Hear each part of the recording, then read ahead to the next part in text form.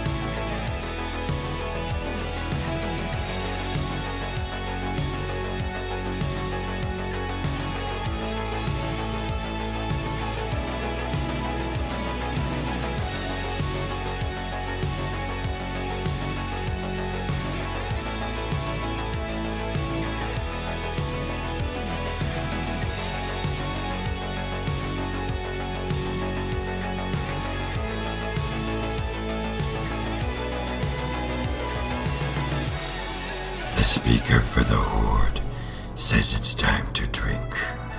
Stay thirsty.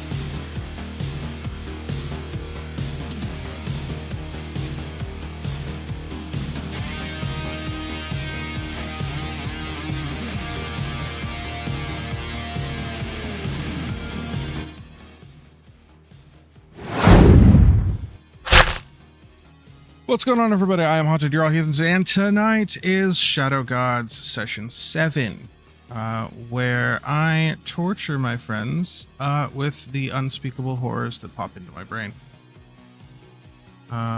If this is your first time here, Shadow Gods is a Daggerheart TTRPG campaign in the setting of Age of Umbra that I have skewed to be even darker than the one Matt Mercer wrote. Speaking of tabletop role-playing games players, hi everybody. Hello. Hello, hello. Hola. Just Hello. so everyone is aware, during Daggerheart sessions, I have chat and redeem alerts muted.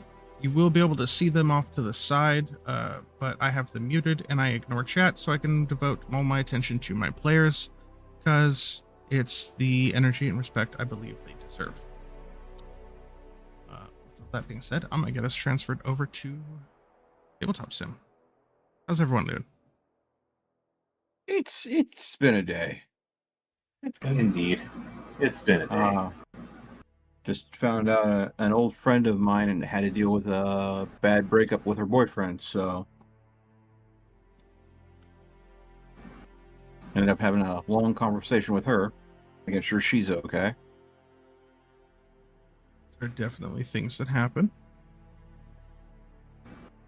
Making the first move, eh? Supposedly he lied about being caught in a tornado of all things.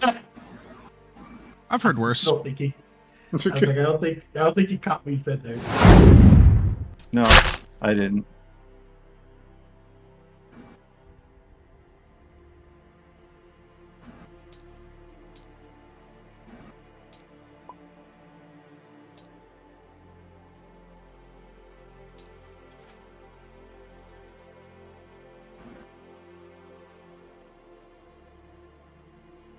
Hey T, welcome to the stream. Heyo. Check out, you're in before I even had the game loaded yet. Well, you know, it's not like we were all sitting here waiting for you to get the table up. Oh. That's some pretty bold talk when I have 12 fear. You know what? The only reason why you have 12 fear is you don't spend it as fast as we make it for you. So, You know, you're right. I'm sorry. I'll be better about that. Thank you for bringing that to my attention. I will make sure to be a better GM for you in that regard.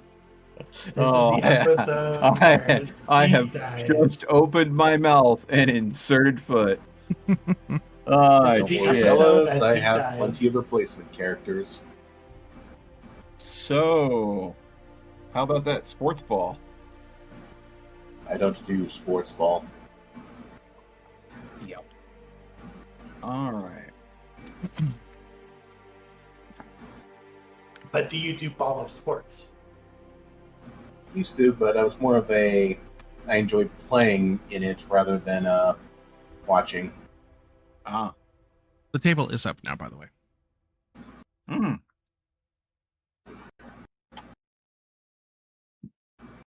Oh, okay. Okay. Thank you, Phantom.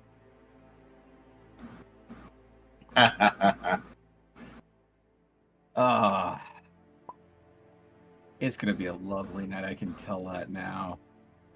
That nothing could possibly ever go shut wrong. up. How do y'all feel about sinkholes? Love them. Diving headfirst the first time we run into one. Let's go. Right.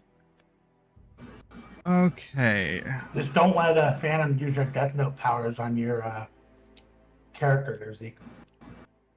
What? Said don't let Phantom use her Death Note powers on your character.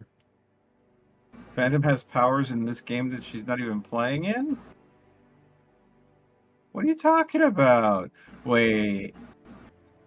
No. Oh, yeah, no. I have been jinxing myself the whole time the stream has been live. He's talking about a wholly separate thing that happens sometimes with her.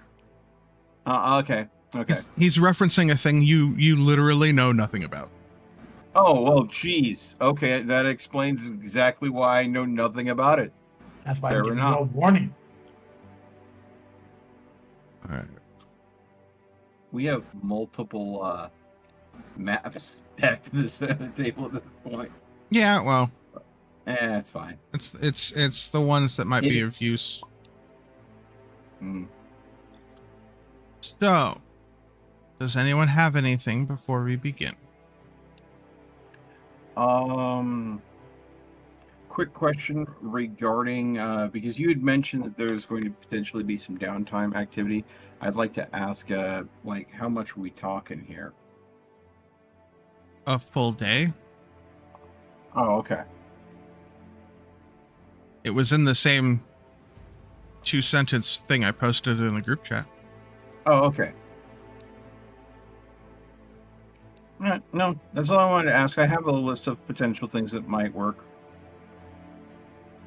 Also, for downtime. next time, projects. probably something to ask before the set. I sent a message, but it got covered in memes, and you never responded to it. You just started laying into the memes. Oh, well. How? How?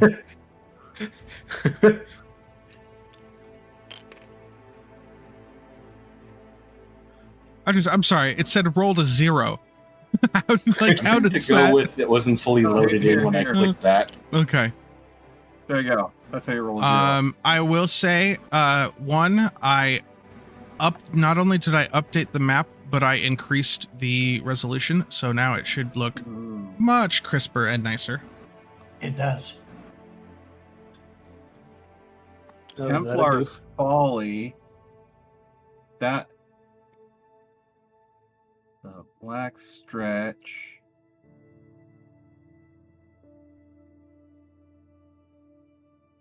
Hollow Blood Cabin is on the map. That should probably just look like it's on fire now. Yeah, we burned that place out good, likely. Well, it's a black spot in the woods, so.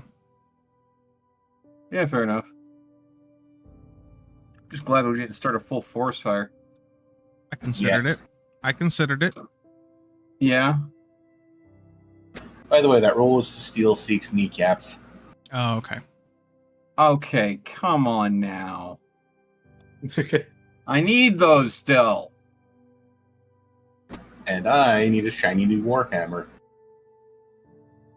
My kneecaps are not Speak- going to help you get a shiny new Warhammer. I'm going to tell you that Okay. right now. Speaking What's of, the going rate on kneecaps? Christ. all right. At the end of last week's session, Uh-huh.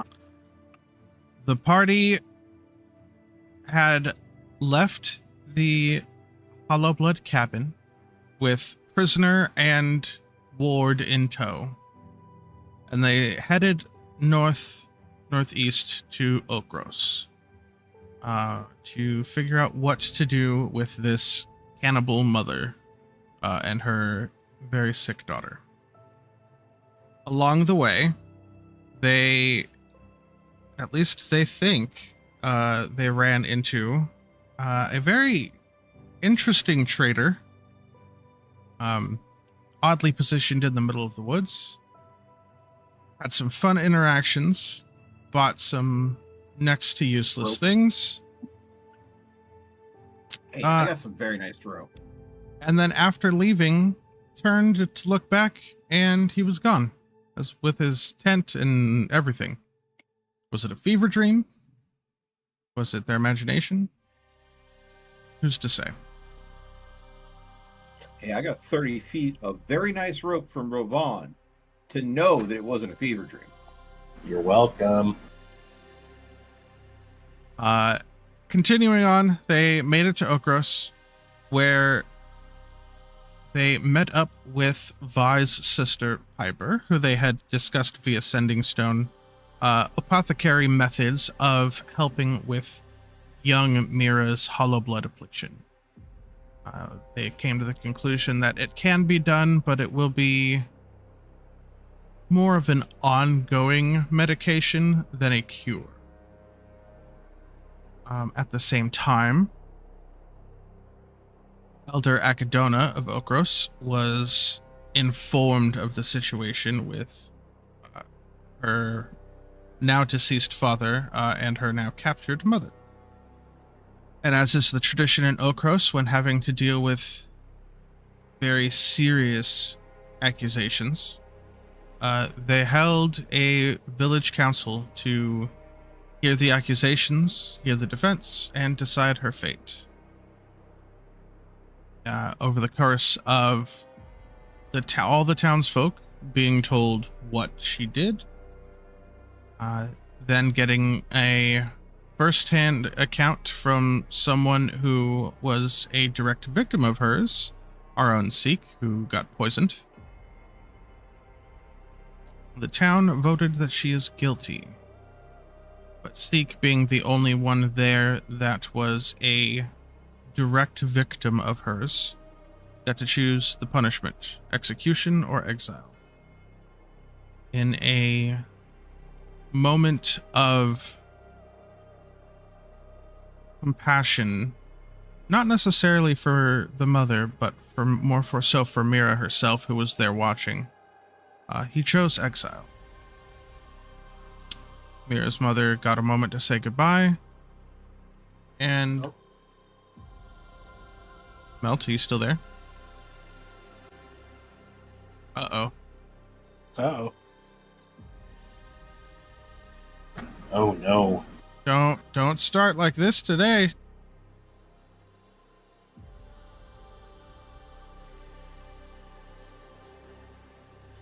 Uh-oh, spaghetti. Seek is about to go on a little boat trip.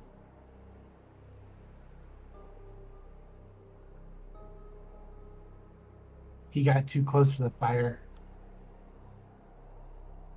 And in the He process, made like a tree and leafed. and in the process, the mother was cast out into the woods.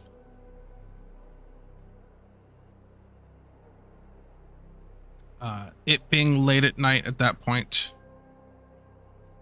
Piper, with Mira and Vi, have decided that it is in Mira's best interest to get away from this place. Yep. He reconnects here in a second. To get away from this place as quickly as possible, to try to start her new life over. And so Piper, Mira, and Vi going with them just to make sure that Mira gets settled aboard the ship, have left last night as you all settled in for the evening.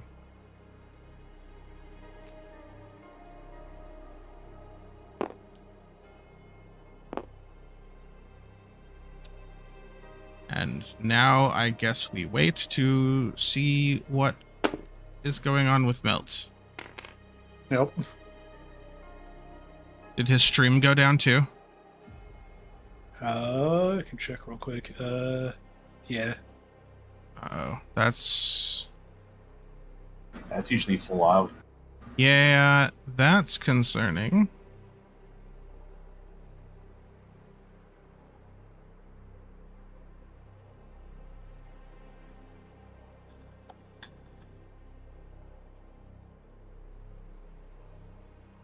Out of curiosity, Haunted, is it storming in your neck of the woods? It was clear skies for the past couple hours.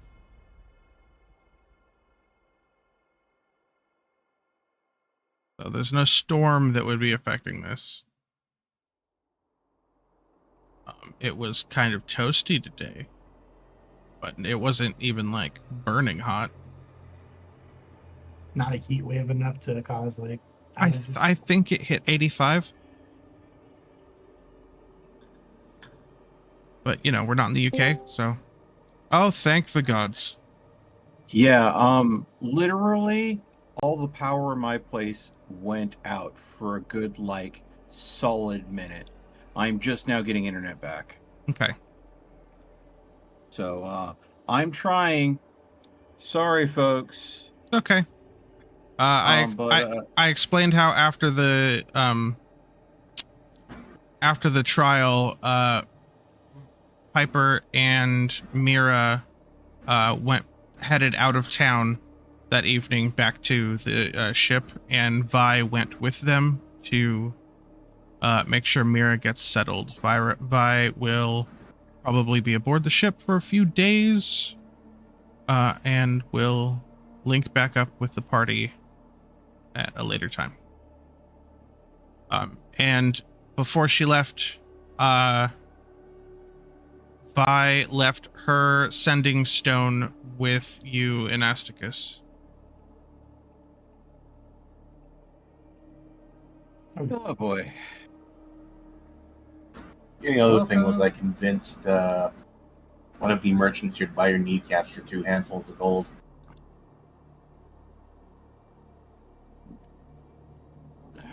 Oh, and she left the etching with you. Seek. Actually, probably with Anasticus, her character wouldn't Yeah. her character wouldn't trust handing it over. I love this Okay. for me. Got melt pulled back up. Right.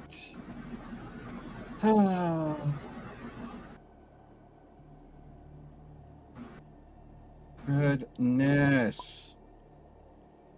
Can we not have something happen to scuff the stream, please? It's because I pushed the curse a little too far, didn't I? Yes, don't I never jinx it. Jinxed this. Never jinx it. Assume everything's going to work out. That way it does. Mm. It's like Well, Wile E. you know- Coyote. Don't look down when you walk off the cliff. Yeah. Okay then. Let me- Okay. Let me know when you're ready. I think I have everything up. The share chat is back. Hey, Adderworks. All right, ET's in my chat. Everything's looking good. I'm alive. I got my lights fixed because they didn't come back on right away because powder outage. Yeah, I think I'm good. Cool. Sorry for the delay. All right. Okay. So yeah, at that point,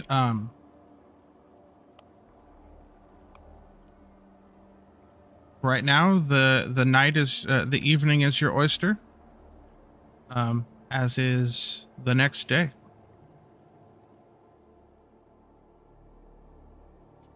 What would you like to So, do? It's late evening now. We are still at the small village, or did we make it to the boat? No, you did not follow to the boat. Okay. Piper, Mira, and Vi went off with a contingent of their their seamen to keep them safe. Not that, Okay. that most of the things around here need to be kept safe from Vi. And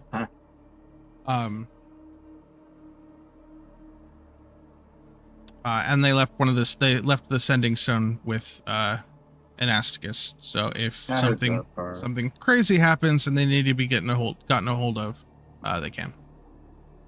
Okay. The rest of you are here in Okros. And I'm assuming things in town are, well, they've got supplies now that they can trade with for. They have But- some supplies, yes. Yeah. But the mood after that village council's probably somber at best. 99% of the town went back to their homes and went inside. Yeah. The town is very quiet right now. There's nobody celebrating or anything. It's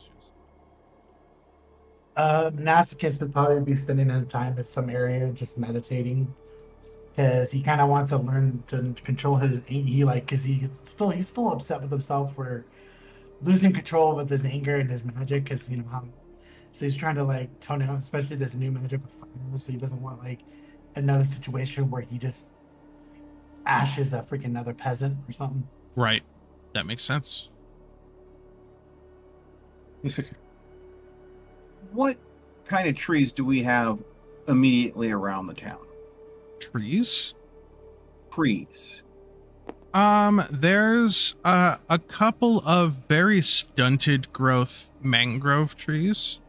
They're not growing huge and tall, but if mangrove bushes were a thing, there would be a few of those.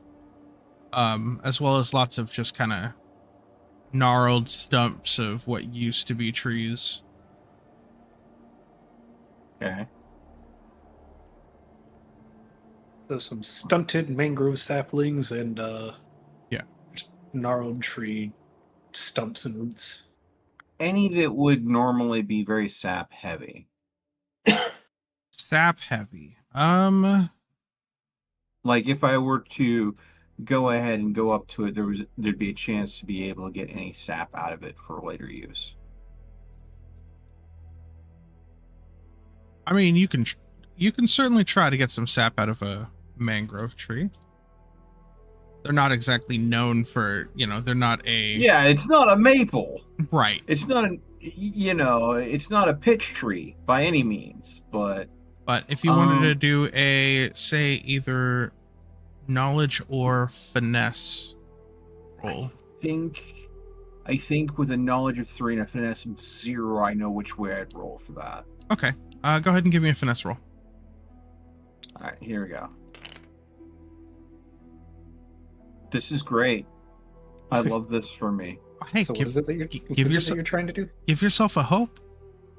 I can't. Oh, well.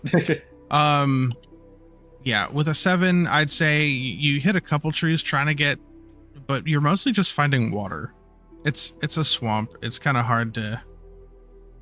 Yeah, you think maybe when you get to a more regularly forested area, it might be a lot easier.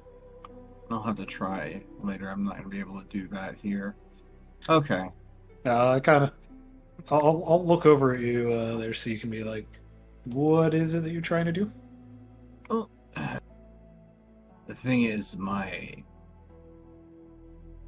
form being mixed of a fungal and crank, under the old ceremonial plate of the clank is a mostly wooden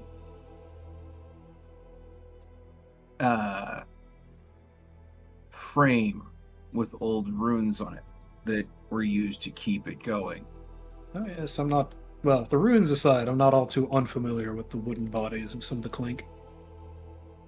I figured, considering that we've been into a few scrapes and the frame has taken some damage underneath the plate with some of the more rough fights, that finding a moment to take some pitch and some sawdust and make a simple wood putty that would be able to both nurture the fungal side of me while reinforce the clank side of me might be a wise investment, but I can't seem to find any trees around here that have enough sap to collect. First issue is... Oh, go ahead. I was going to say, Seva. thank you. The newest member of the party. Seva, having fairly extensive knowledge of fungrals from the small community that is in your village, you would know that typically fungrals that take over another form, when there's severe damage like that, the fungal side just kind of grows in to take its place.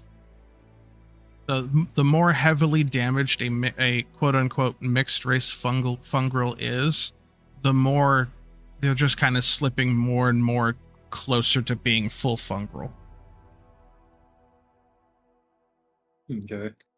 I guess I'll just bring that up. Just like, so, are you incapable of taking over the damaged spots yourself? Well, no, I expect that I would eventually, but the way the sap and wood pulp would work is it would act as both nutrients and a lattice to better fill in those areas quicker, rather than having potentially structural weaknesses. Fair enough. I mean, I could take a look around and see if there's anything that could serve that purpose. Though we'd have to venture a little ways away from the swamp to get to do that. Well, we're going to have to travel a bit anyways, and there's always a potential, since we'll be taking the rubbings and comparing them to the runes that I know of in the Aether Underkeep. We might find some along the way. It's just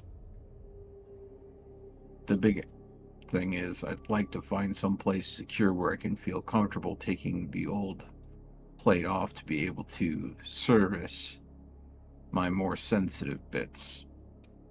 No, that makes sense. I will say you specified sap. If you're just looking for kind of like sticky natural biomass, you're in a swamp. There's all kinds of algae and mosses and things pretty easy to find everywhere. Oh yeah, there's all sorts of swamp scum and stuff I could go ahead and use. Yeah.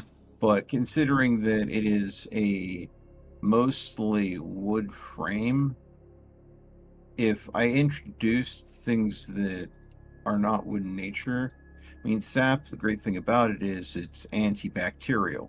It would kill bacteria and make sure that I don't have something start growing on me that is a new infestation. I don't want to have to go and compete with a different fungus on my own body, if that makes sense. Fair enough. So sap and wood pulp makes a great wood filler that my mycelium nature can feed on. I mean, the only thing I would consider doing is maybe biodegradable food waste that I know has been cooked to the point where it's at least sterile. So things like, scrap vegetables and eggshells and stuff like that might be used for compostable materials if I had to fill a particularly big hole. Sure. But I mean, for just for flavor, if these are avenues you want to approach, we can definitely. Yeah. Okay, so this is mostly for flavor. Yes, I know. I may be overthinking it a little bit. So, Anasticus spends the evening meditating. It sounds like Seva and Seek spend the evening just in the outskirts of the town, still within the realm of protection of the blessed fire, but just kind of in the outskirts, kind of looking around some of the plant life and whatnot.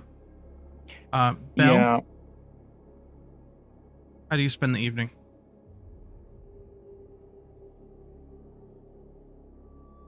Belle? Dusky? What's up? You tuned out. How do you spend the evening?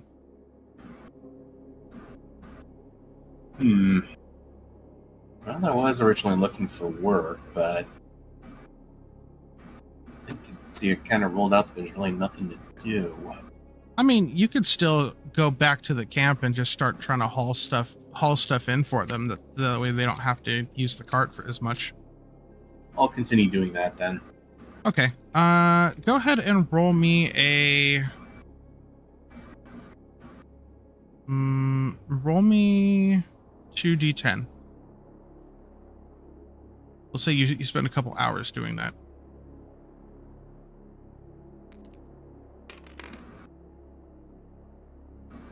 Ouch. Wow, snake eyes. Well, that's technically That's a crit. Actually, you know what? You're right. That's a crit. Fair enough. That's a crit.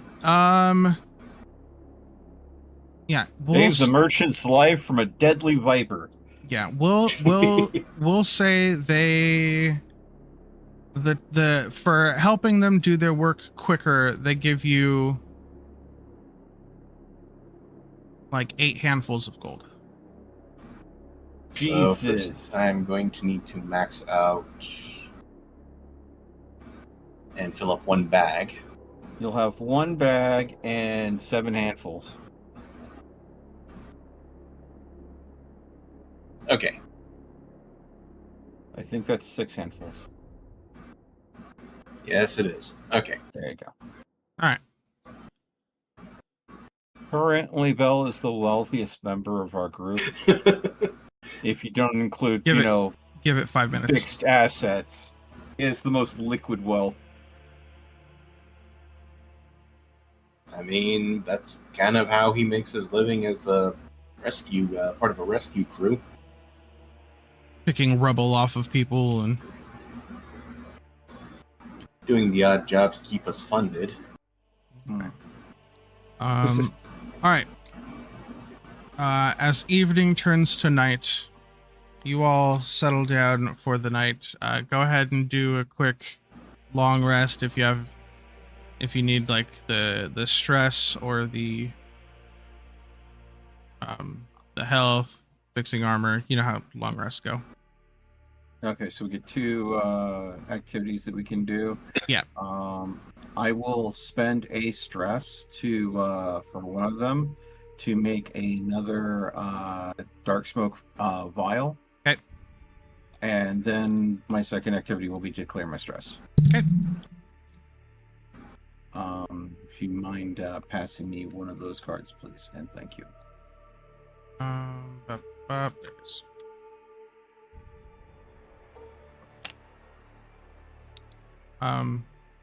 Belle, looks like all your stuff's pretty much squared away. Do you want to work on a project, or is it just good night for now? I'm gonna say Belle's kind of working on something that he's been thinking of on and off to maybe make the Crimson Caravan a bit more prevalent. For now, though, he's trying to get a number on resources and personnel needed to expand. Okay. So for his project, he'll basically be crunching the numbers and trying to figure all this out. Okay. Anasticus, you're pretty much all squared away. Yeah, I was wondering if I can consider the project to try to create a runestone necklace that might be able to help own my magic more.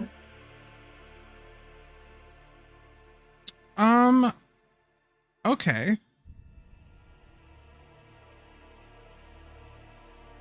There's something that you've heard of that you're trying to you're thinking about. Okay. So I don't go like freaking ape shit on people, so it's kind of helped me tone it down just a bit, or tone it better. Okay, go ahead and roll me a d20.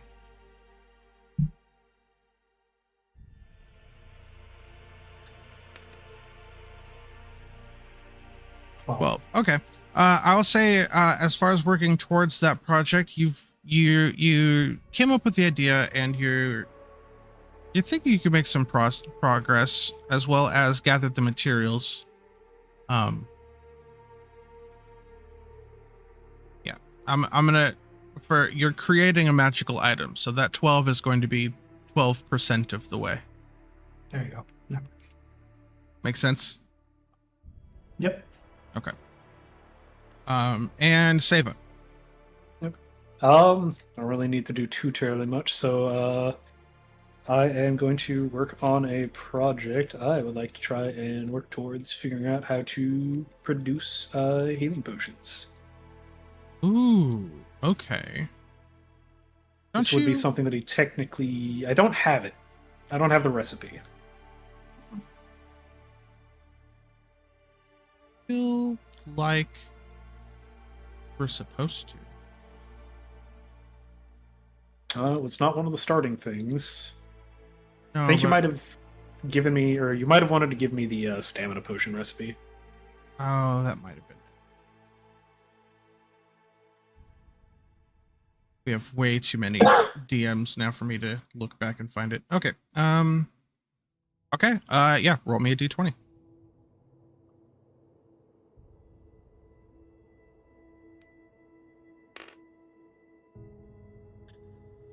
$16. Yeah. You look at some of the. You look at the health potion you've got, and you're kind of starting to study it and break down its components mentally.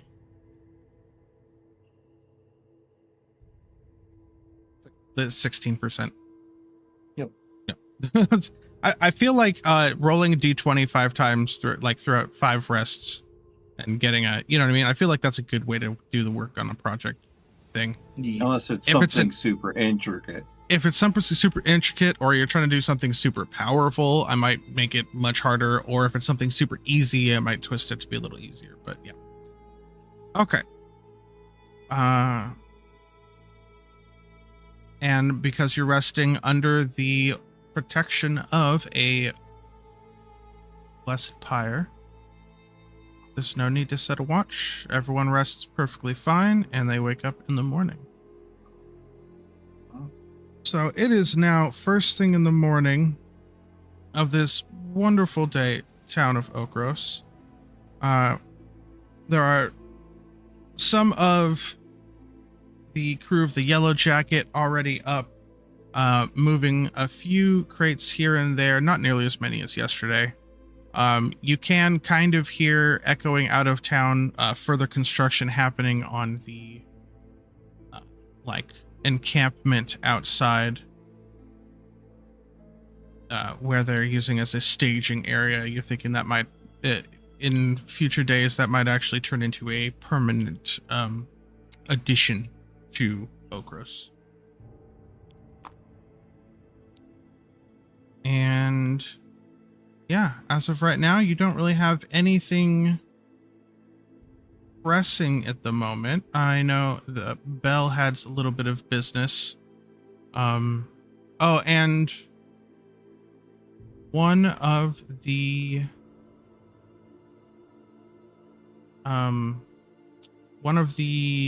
members of the Yellow Jacket Seek, as they're walking by, mentions that Elder Akadona wanted to speak with you.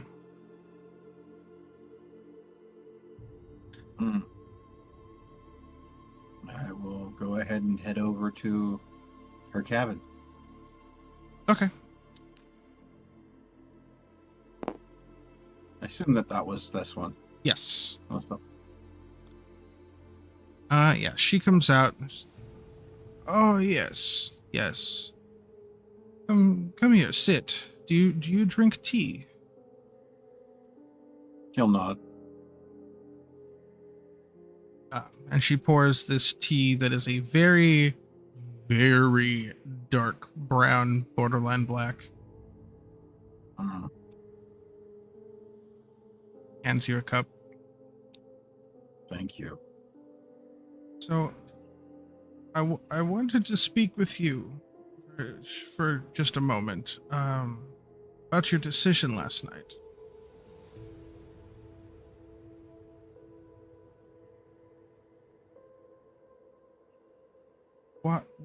Why did you choose exile?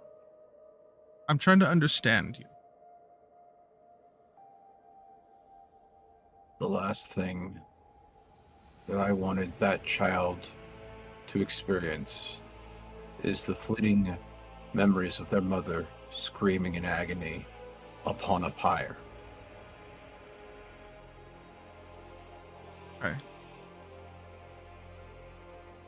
Compassion. A rare quality nowadays. Though, I don't know how much compassion it really is. Where there is life, there's opportunity.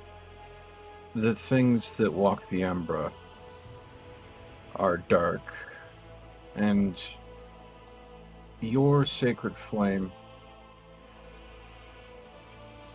is one of the few on this side of the map. The one down in the Schultz Chasm has been snuffed out. The flame bearer is moving on after that settlement has fallen. Really? Oh. That is fortunate. We were able to take out the cult that caused the distress there. They have been dealt with. What cult? They were death worshippers. They were sacrificing people to create undead abominations through the use of Umbra. She sits there kind of quietly for a second. She goes, So the Huntmaster? Was that screaming creature. He was a part of it. The one that was haunting you, that we cleaned out nights ago. You see her shoulders slump, and she's just like... He'll gently put a hand on her shoulder. They are at peace now. The cultists have been dealt with. This is why I say mercy outside the pyre is still outside the pyre. They were Okay. living in a cabin outside of a pyre normally. But that cabin, after the horrors we saw in it, we did burn it when we left. So if she does go back to that cabin, it will be naught but ash. So she will have to travel somewhere to try to make a life of her own. Now,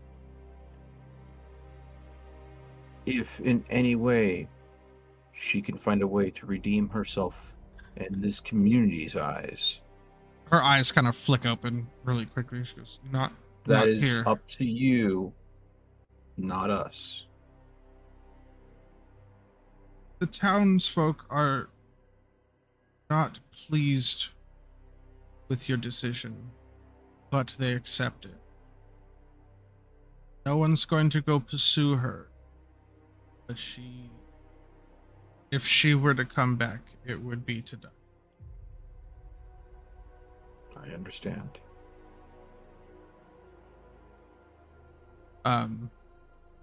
At this point, another young sailor, kind of with a yellow jacket, bandana around his forehead, comes walking up with a clipboard, and it's just kind of like he sees you two sitting and kind of stands up straight and puts his arms behind his back over, down at her front gate, and it's just kind of waiting. I just wanted to speak with you. Yes. Thank you all for everything you've done for us. I am sorry that we could not bring you better news. You brought us this news, and she gestures to the sailor as she kind of gets up and starts walking down toward the gate. I will take my drink and finish it, and then walk down with her. It is very bitter. You can tell it wants to be coffee, but it's definitely not coffee. As close as they can get using what bitter herbs that they find in the swamp. But it is caffeinated. Oh, well, that's good. Yep. Mostly, I just need the moisture because I don't want to be dry wood. Oh, there's no dry wood here. Yeah. Except for what's kept by the pyre keepers for the pyre. Yeah. Okay. At this point, I imagine, Belle, you're probably headed to the blacksmith first thing? Oh, yeah, very much so. Okay. Yeah, you make your way to the blacksmith. On your way, you kind of see, Seek is talking to... You see Seek talking to Elder Akidona up on her front porch, drinking something, as you make your way past. And when you get to the blacksmith, you see a man who clearly has already been up for a couple hours working. Ah, it's you, boy. How are you? Belle's kind of like stretching, and there's like a sound of a thunder crack as his back pops. Oh, gotta love those ones. Indeed. Just need to get some caffeine in me, and I think I'll be right as rain. Well, if you wait a day or two, I heard that some of the people aboard the ship actually brought coffee. I haven't seen it yet. It could be a rumor, but allegedly it's in one of the crates that they've brought in. I'll have to see if I can call in some favors on that, if it's true. But business first. You here to pick up your order? Indeed. He'll plonk down the bag of gold. Ah, perfect. Not even gonna count it. I trust you. And the game giveth, and the game taketh away. Yep. And he hands over what you can tell was your warhammer. There were obviously, your Warhammer had some nicks in it, and there was a couple like small chunks missing from the stone at the end of it. Dang, you took out the mashed up plant growth. Oh yes, I definitely put some elbow grease into this one. And he hands back a Warhammer that is not chiseled or anything, but you can tell now there's a nice bevel around the Warhammer head. Where it's being held onto by the handle is now reinforced on both sides with a very thick band of iron. And he hands over your improved Warhammer. That Bell's going to do a few light test swings to see right. where the balance lies. It's right here on your... Got it? Yeah. Let's just slot that in. And that and is lock it. That is a tier 2 weapon. All right. It does have Still keeping the crossbow. Fair. It does still have the -1 to evasion that I'm assuming you probably didn't. Yeah, I didn't change it Okay. since I'd be getting it back, so no need to adjust that. Alright, well, there you go. There were also a couple basic weapons that showed up with the in the crates this morning. Nothing as fancy as what I just made you, but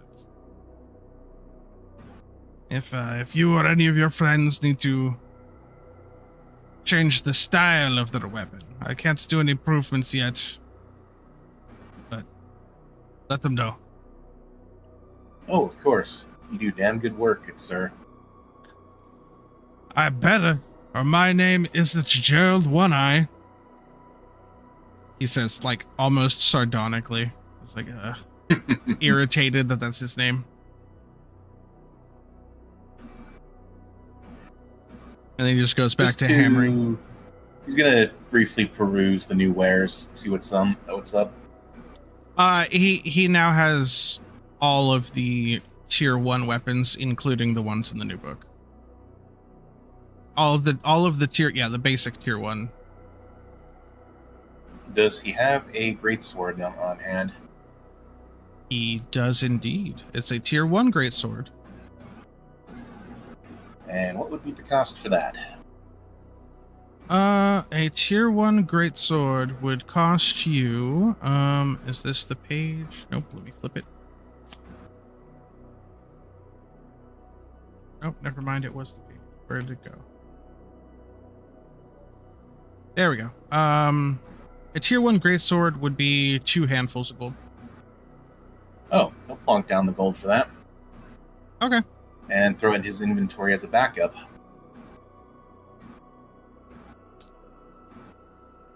Greatsword. Staff, greatsword.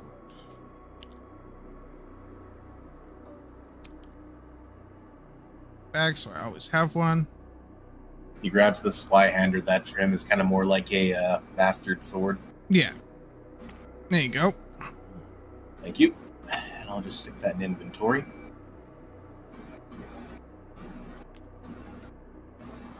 Okay. Now, if there's anything else, those damn hornets or whatever they're called, the boys from the ship, they really want a lot of nails made. I assume they're doing some sort of construction outside of town. I haven't had a chance to go look. I believe after we cleared out a encampment, they're trying to make it some sort of mobile base. Ah. Was a particularly nasty bit of work. There's Interesting. nothing going on today. I'll have to give you the lowdown on what happened there. Well, if you want to hang out and start hauling some stuff for me, I could pay you for it.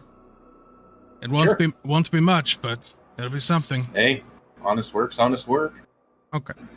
And you're going to spend your day basically hanging out with the blacksmith? Yep, kind of filling him in on what we encountered there. Okay, unless someone comes to get you. Yep. Okay. Anasticus, what are you doing first thing in the morning or today? I'll probably be after doing a little bit of more like meditation. I'll be walking around just Orcros, maybe listening into people conversations and see if there's anything going on. I'm also trying to figure out where I can find somewhere to like improve the staff I have. I don't know if I can physically do that or if I needed a magic user. So this town doesn't have too much in the way of magic users. I will say that kind of wandering around and thinking about it heavily, you do remember at the Aether Keep, there was a workshop full of all of the right magical tools and heavy equipment to make basic magical weapons. So if you wanted to, when you were near the Underkeep, if you wanted to go make the journey upstairs, you would have to, see some of your old people, but they would definitely be able to make some pretty good improvements to your weapon. Yeah, but for the most part, though, I am like walking around trying to see if I listen into conversations, see if there's anything interesting. Okay. Kind of like you hear a lot of people talking about yesterday, kind of grumbling about the cannibal lady getting off easy is a phrase you hear. You also do hear a lot of people kind of excitedly talking about an expansion to the town. The camp that's the map under here, the one that with all the yellow and black tents.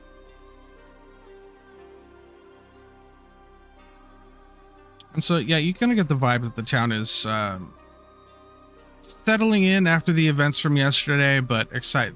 For the first time, they seem hopeful for the future. First time in a long time.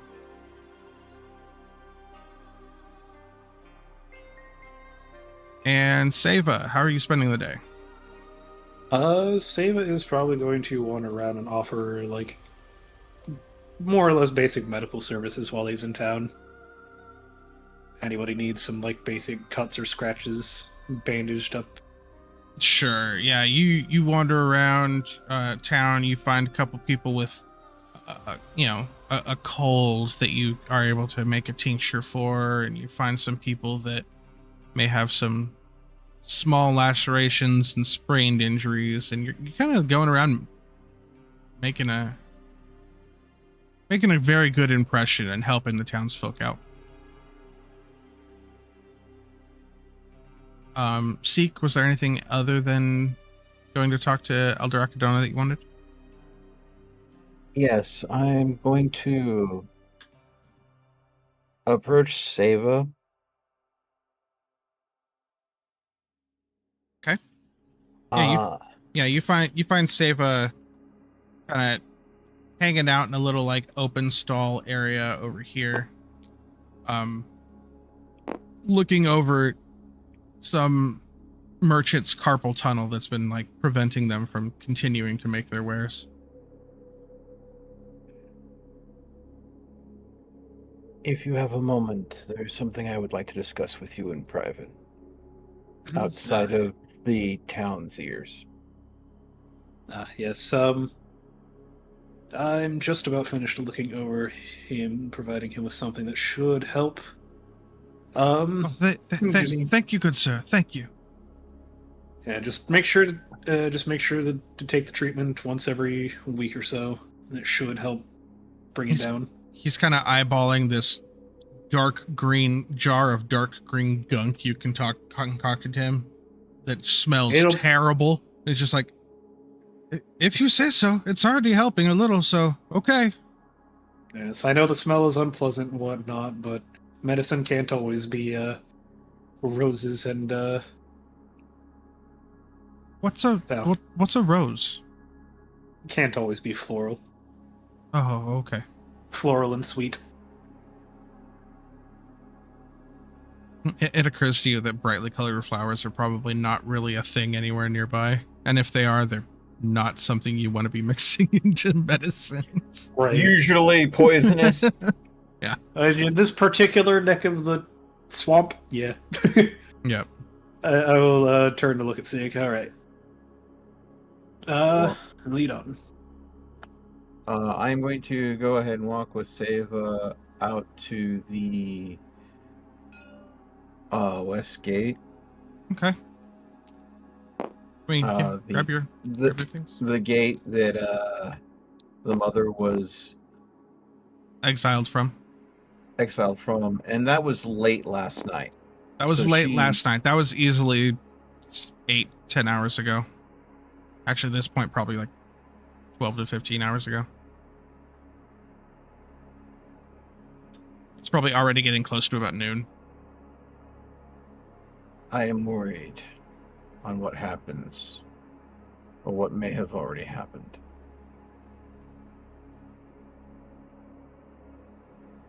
To the girl's mother.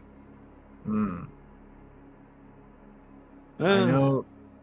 know that the Yellow Jackets are probably not ready to move on yet. They're focused on building the outpost here. We might be here for a couple days before they'll be willing to take their boat up to the Aether Keep, or we'll have to leave the Aether Keep on foot. I want your opinion. I am thinking of going off and seeing if I can find the mother. Give her just a little bit more supplies and point her in the direction of another settlement, so she might have a chance at a fresh start and maybe redeem herself. Sable will kind of take a moment to think on this.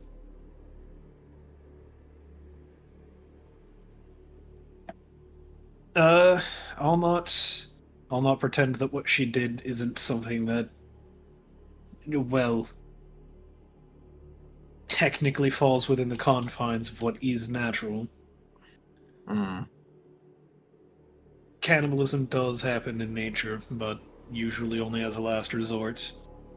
While I know they were desperate, they definitely didn't use that as their last resort. Rather seemed they were more concerned about preserving their family's legacy than treating her. But I know that the world can be hostile. If it's what you want to do, then I'm not going to say don't do it. With everything that's going on with the world, she may be owed a second chance, new start. Not exactly my call to make. I'm perfectly fine letting her wander about in nature, and whatever happens to her happens.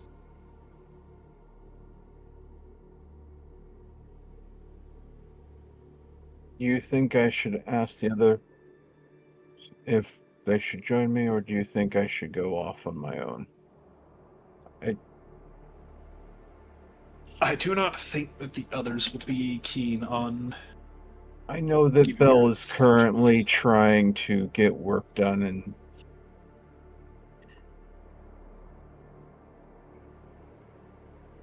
It's not even that they're busy. It is simply that I do not think the others would be keen on it.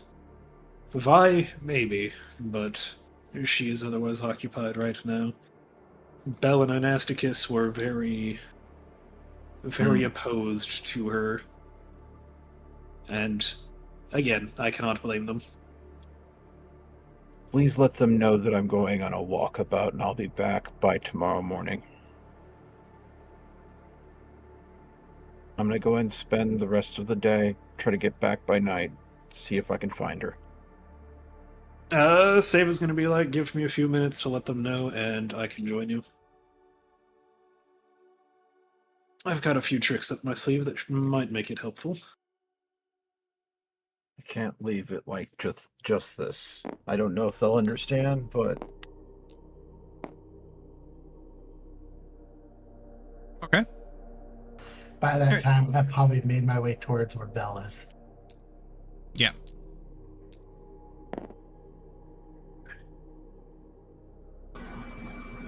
Hey, what's up? Not much. Just been walking around listening to the people. Several of them were still upset with the decision yesterday. Yeah, I'll have a lot of dissent on that. Kind of thought things over since then, and I kind of get the feeling that was the right call. As much as it would have been, in my opinion, more merciful to just rip the Band-Aid off and get it over with, this does at least buy her daughter a chance to maybe kind of come to terms with things there. I agree. The exile was the right thing to do. I mean, she did see. I hate to say it, me kill her father right in front of her, so she didn't need to see the death of her mom either. But yeah,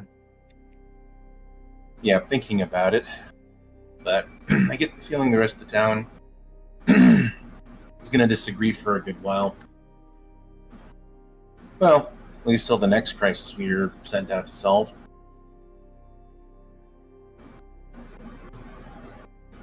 So what can I do for you? oh, nothing. I was just walking around. See you helping the blacksmith out. And as I said, I noticed like you're. Oh, it looks like you improved your weapon.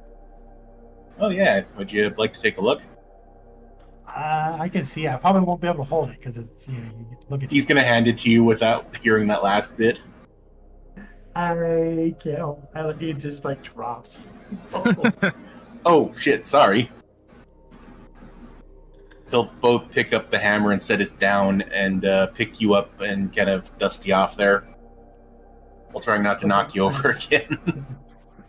Yeah, giant Put me down. And improved hammer. And Asticus, when he hands you the hammer, it's so heavy that you're more focused on not dropping it on your foot than you are even trying to keep it aloft. You're just like, oh fuck. It's a real Mjolnir moment. Yeah. I can roll a strength check and tell you it's -1. Yeah. Oh no. Yeah, this thing is just if you put all of your strength into lifting it, you might be able to get it off the ground.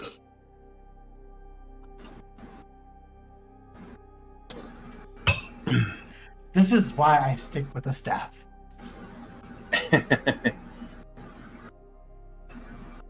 But yeah, some of the finest work I've seen in a while.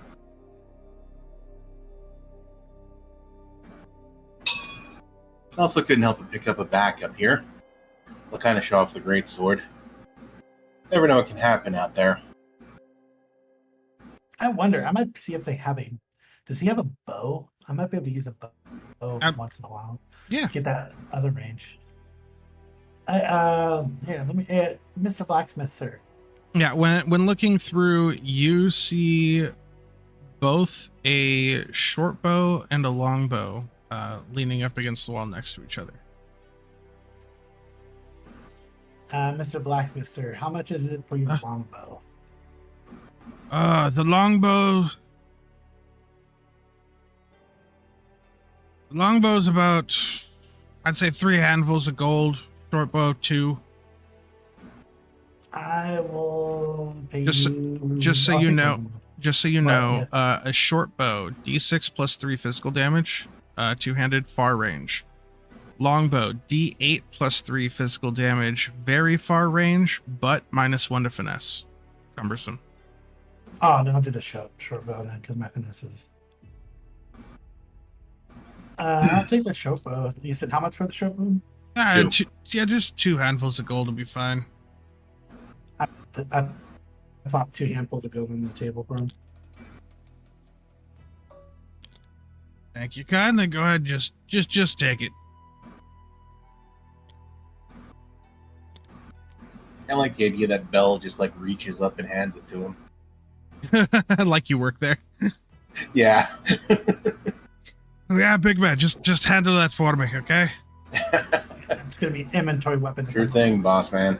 He pulls this like leather face mask thing down and gets real close to the fire, like behind the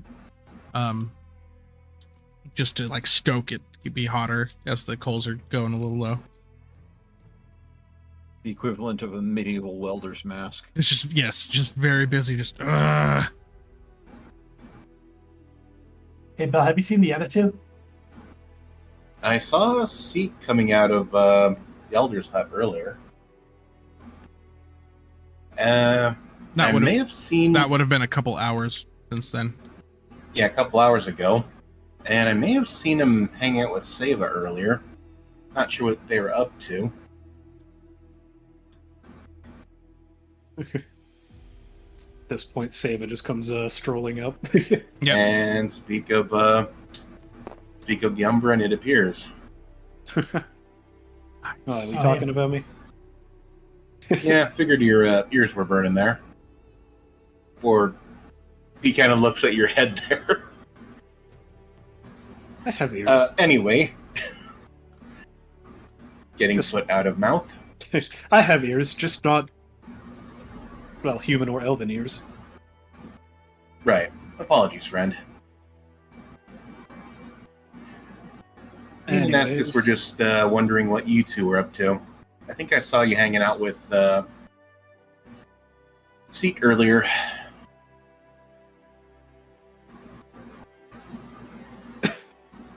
Aye, that it was. He's wanting to go do something, wander off into the woods. I don't intend to let him do it on his own, so I'll be joining him. I mean, if you let me know which direction you're going, I could probably track you down when I'm done here. Yeah.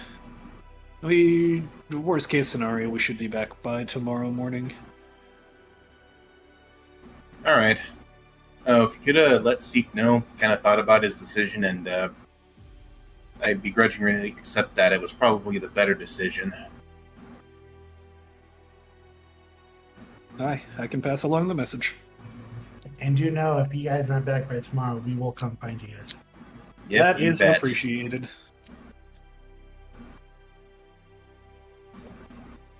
Just save is not even going to pretend like, that's not an appreciable thing.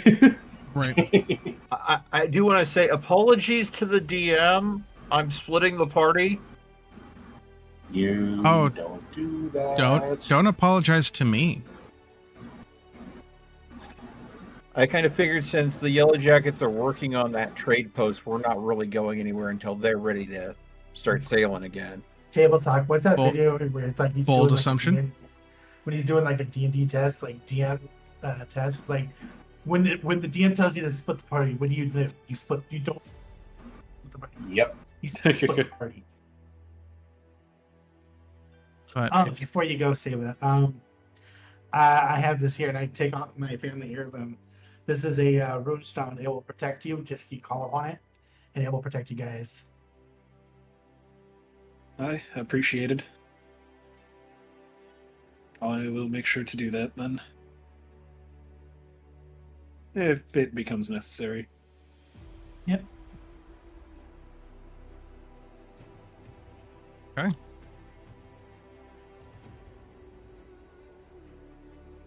Alrighty, at that I will go back and rejoin Seek. And you two head off into the swamps. Yep. See What? See if we can track her down. Okay. Go ahead and give me a investigation or instinct or knowledge roll. There we go. I will go ahead and go with knowledge myself. So, I was gonna say, because we are tracking, I am going to go ahead and. You are trying to track through wetlands someone that left 15 hours ago. Yes. Just as a hint to how high this DC is about to be.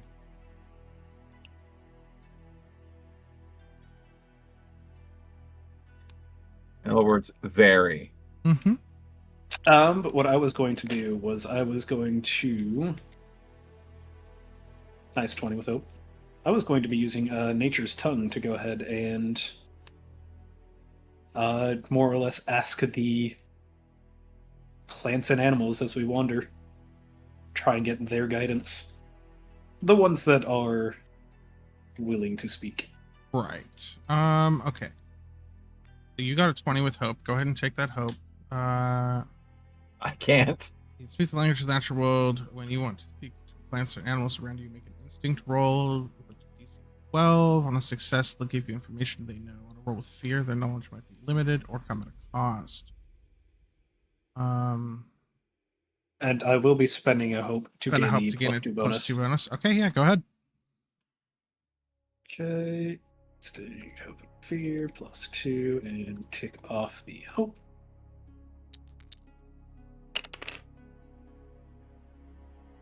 It'll be a 23 with fear. 23 with fear. Okay, so you got a 20 with hope. You got a 23 with fear. I unfortunately don't have any fear to take at the moment. But you see a couple of, because it didn't rain at all today, you see a couple of a couple of mud-caked footprints still in these slightly higher ground areas, leading away from the village, and leading north, like north by northwest. Okay. Now, but they definitely they're very dated. This was half a day ago. 13 hours ago. Yeah. And yeah, what plant are you trying to talk to, and what are you asking it? He's more or less going to, as they wander, ask the trees, the mangrove trees, mangrove saplings. Okay. What do you ask them? What? Sometime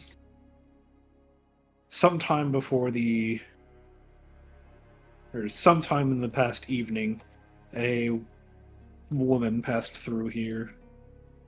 She may have been looking downtrodden or some other such emotion. You wouldn't happen to have seen which direction it was that she had gone in exactly, after she had more or less cleared the settlement or the village.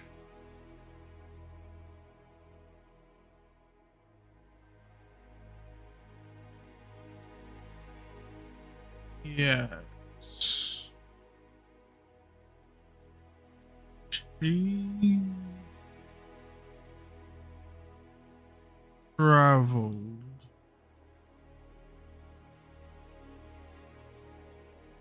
towards the setting sun.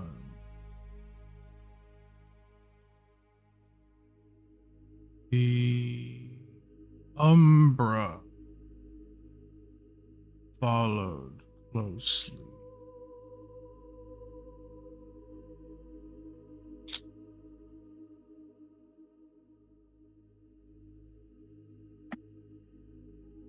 I see.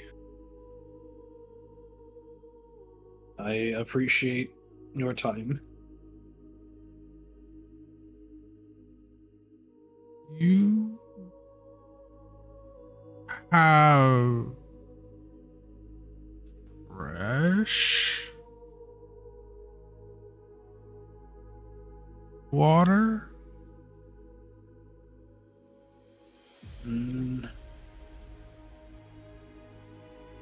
Some, but not much.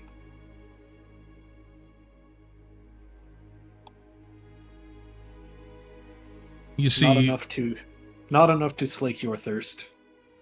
Or slate your thirst.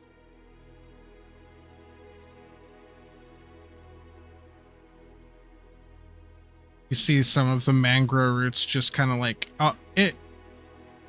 someone not used to being so attuned with nature wouldn't even notice, but you notice the roots of this mangrove tree almost just kind of sink like another centimeter or two just into the earth. Almost in like if a tree could be disappointed. I know. I'm hoping that I can one day resolve the issues.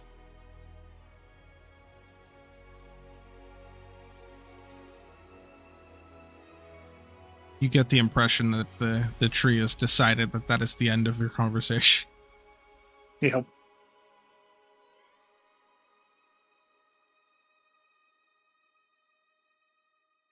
Okay. Alrighty. I will go back over to Seek. So, good news and bad news. I know the direction that she went in after she got clear of the village. Bad news is Umbra was, or that there was supposedly Umbra following her.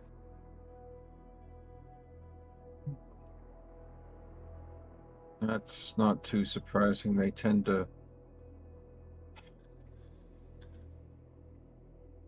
Yeah, I'm not surprised by that. I found some tracks too that we could follow always. I pray that we are not going to walk up on either her corpse or an Umbra tainted monster. If she is too far gone, we can at least put her to rest. Right. That began.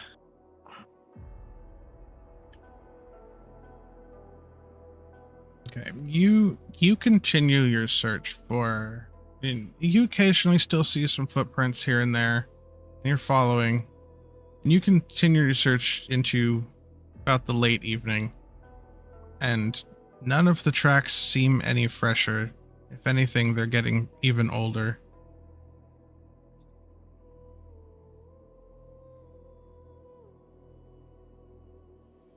Seems odd. Either the tracks don't look like she was in a mad dash, do they? Give me a knowledge roll. Or instinct.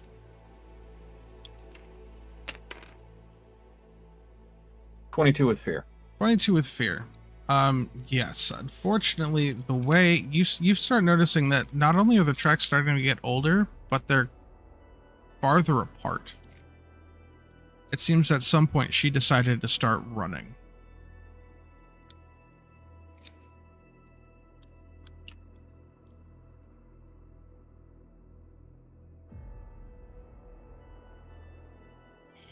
This is not a good sign. Seva, what do you say?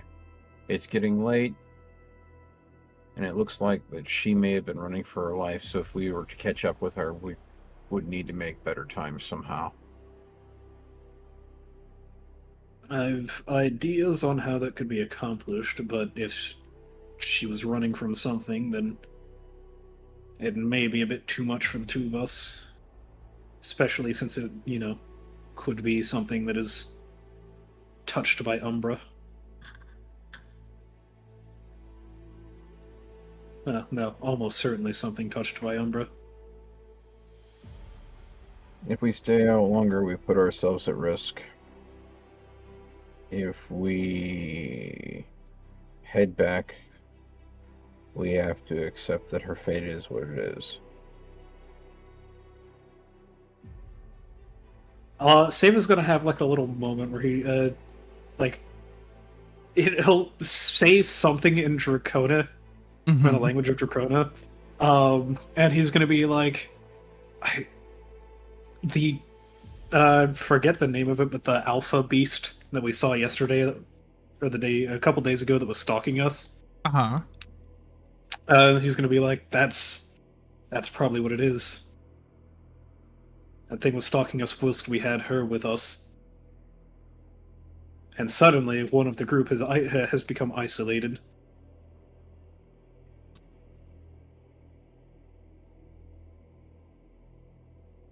No, her fate is sealed if that is what has been chasing her. You said all of that in Draconic? No. He basically says, like, kind of a realization, like a phrase of just like, oh, like, He says, oh shit, in Draconic, and then says, yeah, more or less. And then the rest of that just in common tongue.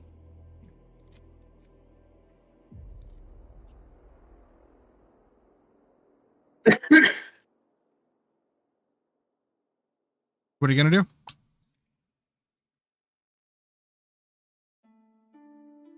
Yeah. Save, we'll go ahead and continue. If we are to track her down, and that is what is stalking her, then I'm afraid the two of us would not be enough. No, I interrupt. I need to grab something, and I will be back momentarily. Okay. As much as I want to handle this differently, I don't think there's much we can do. Even if we were at full strength. I don't know if we could take that creature. I think even as a group, we would struggle with it. Potentially. And with a 15-hour lead on us, odds are we'd not find much. we'd find maybe a fight and a corpse.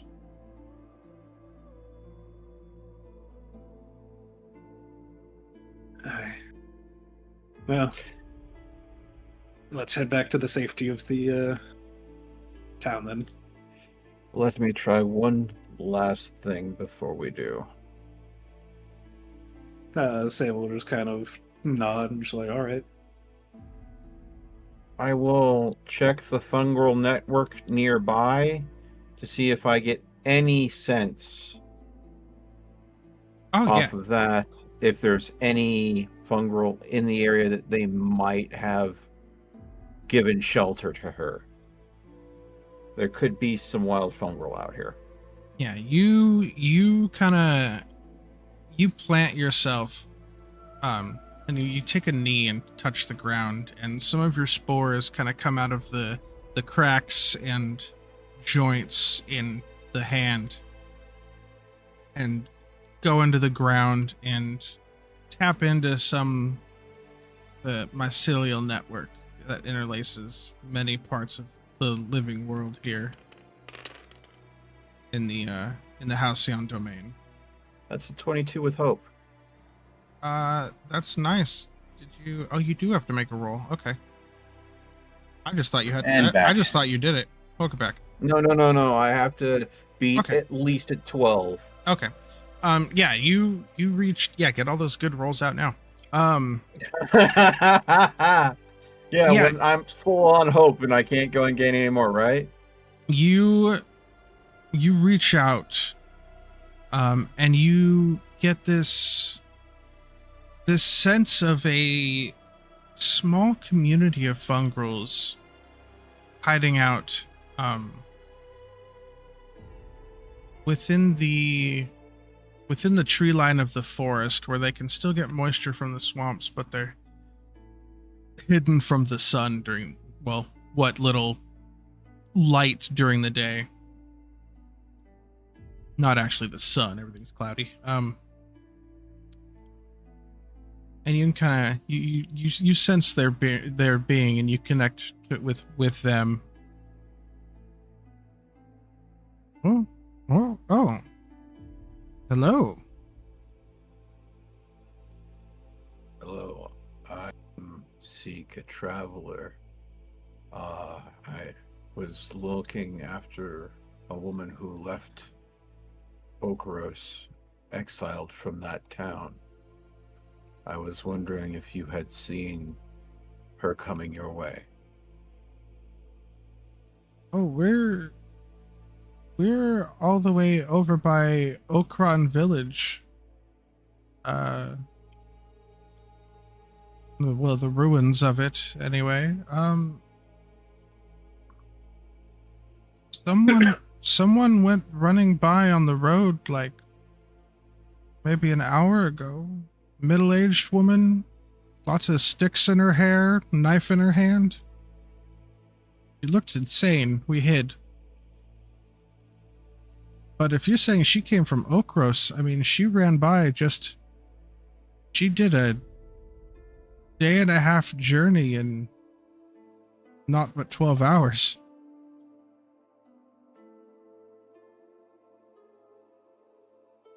It's the sprinting of a madman.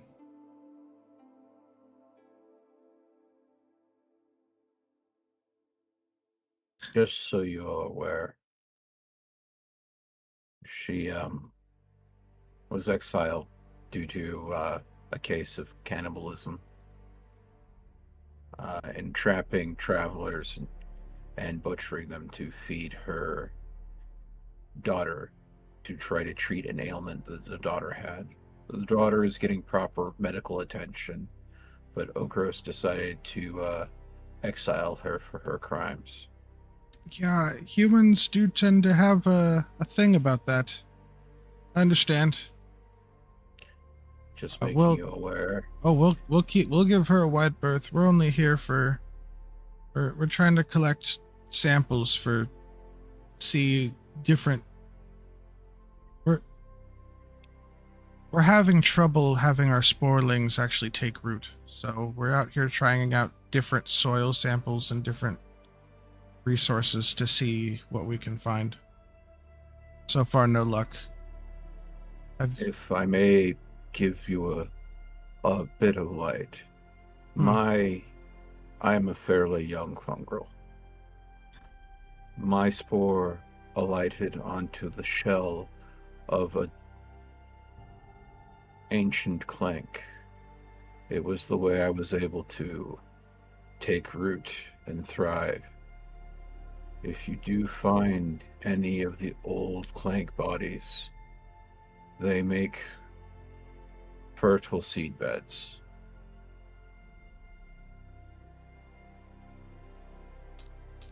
Quick and see. And that's how Zeke started his army. Lovely. So in these godforsaken lands, we still need the blessings of the gods just to have children. Fantastic. It is an option. Thank you for the information. Thank you for the warning about Crazy Lady. We'll head out the other direction now. Be at peace, brother. You as well.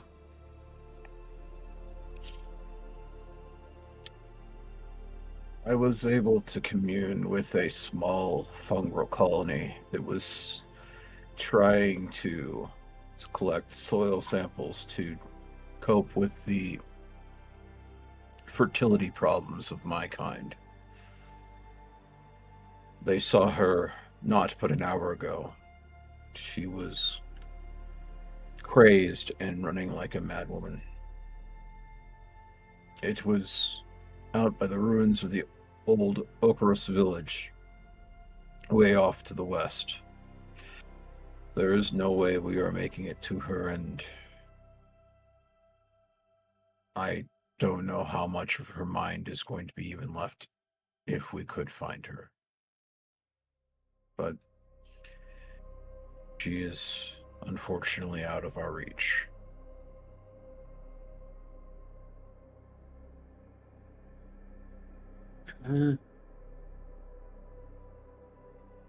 As much as I wish to say otherwise, I can't say I'm surprised. She said that this will be a conversation when we're safer locales. Yes, let's head back to town. We only have so much light left. All right. While they have been traveling, Belle and Astigus, what have you two been up to throughout the afternoon and evening? I've gone up to the watchtower, like watchtowers here, kind of looking out, just to make sure that they're talking with the guards, and also just kind of like looking out to make sure I see them coming back, if anything, make sure they're not running back like with something following them or. Right. Bell, just literally spending the whole day working with the blacksmith. Well, if the work ain't done yet, It's a blacksmith. The work's never done. this is more than fair. He will take a break though and check in with an Nasticus about Okay. if he's seen anything. I will say it's about late. It's late evening now. The sun, the light beyond the clouds is starting to darken. Don't suppose you've seen hide or hair of them, have you? Not yet. But it's getting too dark. I don't know if you need to start going for them or how far out they are. But About that time, you see them cresting a hill, maybe 300 mind. feet away. Travel time back is much faster because we're not having to actively track as we're traveling. Correct. So, We are traveling, not traveling. Yes. yeah. I think just to give them something to look at, Bell's gonna raise a torch over his head and kind of wave towards them. Good. I thought you said you were going to do something else. Oh. Come on, say it. Full moon beacon. Yeah, let's moon them. Good. Behold the giant pale moon tonight. now they're walking this way, not paying attention. Do I see anything behind them, following them, that they don't see because I'm at an advantage? Give me an instinct roll. Complete sheer lunacy.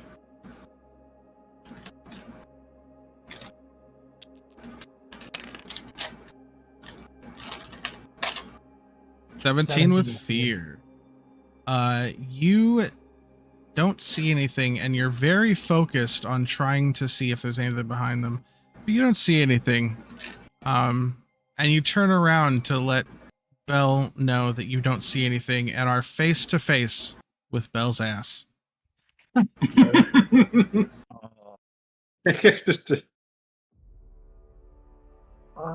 Really, Bill? Hey, I don't see the moon out tonight. Someone has to. God damn it. I light my thumb on fire and put it up against his ass. You're literally using Bell's ass as a lighthouse. God. Okay. As we approach, I am just gonna shake my head at the sight. That's okay. At that moment, you all start hearing gate alarm bells going off, but they're coming from the other side of Okros. Oh boy. I rush over there. Yeah. I'm gonna grab Ignascus and drag him with me. The save is going to As you're pulling your pants up. dash over. That is in the direction of the trade post, isn't it? Kind of. The trade post is down this way. There's like 300 feet in between the two, but it's not, it's I'm sorry. the trade Well, post starts right where this map ends. I could see you grab me as you're using your other hand to try to pull your pants up from mooning.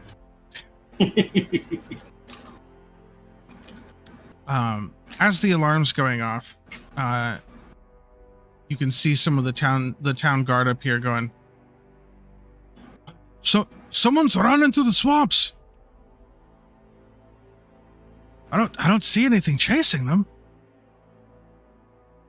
It's not even on the road, but someone is running." And as you kind of get up here and get up to the gate and look, you see an older boy, maybe 16, 17, in a full sprint. And he's coming up, and he gets up to the thing and falls over and collapses here on the entrance ramp to the Save him. village. Bell is going I was to gonna say, Seva walk is up with immediately. his shield and get in between whatever's out there and the boy. Seva is immediately rushing to the boy. Bell, you look and you don't see anything that he was being chased by. The boy is wearing some very tattered traveling clothes. He looks like he's got blonde. He had blonde hair at one point, but it is just caked with sweat and mud. This boy is breathing borderline hyperventilating. He's breathing so heavy. He's got cuts. You can tell he's dehydrated. He's half conscious. And tied around his wrist is a small crimson cloth that, Bell, you recognize to be an indicator of a messenger from the Crimson Caravan. Sable will kind of look up at you, Bell, and just be like, "This, you show some semblance of familiarity." That appears to be a message from the Crimson Caravan. Aye, well, I can't then. Can't let this one die on us then. Sable will go ahead and immediately just start like treating the wounds and whatnot on the boy. Bell's going to stand watch. As you're treating him, he's kind of coming in and out of consciousness. Just Crimson. Yeah. Every time he comes to, Save's gonna be like, relax. You are within the bounds of a pyre. You are safe for now. It's not that. There's no time. Find Bell. Hi. I was just gonna say hi without looking at him. You can tell by the way he's kind of like frantic, like he can't even tell where he is or that he's stopped running. He's so exhausted. And the last thing you hear, Seva, you get him stabilized, so he's definitely like out of danger. And the last thing he says before he passes out is, "The dead are walking," and just passes out. Oh, Bell's going stiff at that.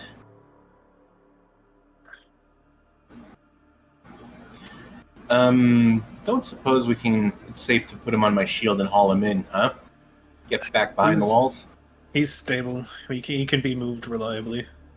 He needs rest more than anything right now. With that, Bell's going to set him on his tower shield and kind of use it like a stretcher. I don't know what those are called. Like a stretcher. Yeah. You you get him up on your shield and you just kind of carefully bring him into town. Seva, you know that over here next to the elder's cabin, there's a couple tents and stuff that kind of act like the town's like medical, check-in, whatever. Like, hey, if we needed to see a doctor, we go talk to someone over there. Sometimes someone's in that area, sometimes they're not. Yep. This late in the evening, it seems pretty empty, but there's cots available. Yeah, Sable will more or less lead everybody into there. I'm going to take some water that's in the area. Usually the water's not that clean. I'm going to use my magic to purify it, like quietly, so not to make attention to myself. Nice. And Okay. I'll hand it to them just so here, some really fresh, clean water. Yeah, you get some like nice, clean, fresh water and bring it over. This boy is asleep in exhaustion. Should we tell the village elder? Somebody should. I I'll can keep an go eye and I can go and reach out. I can keep an eye on the boy for now. And monitor his state. You two let the village elder know if she has time to come down and check on the boy. That might be a good idea if she needs to hear it from him himself. Will do.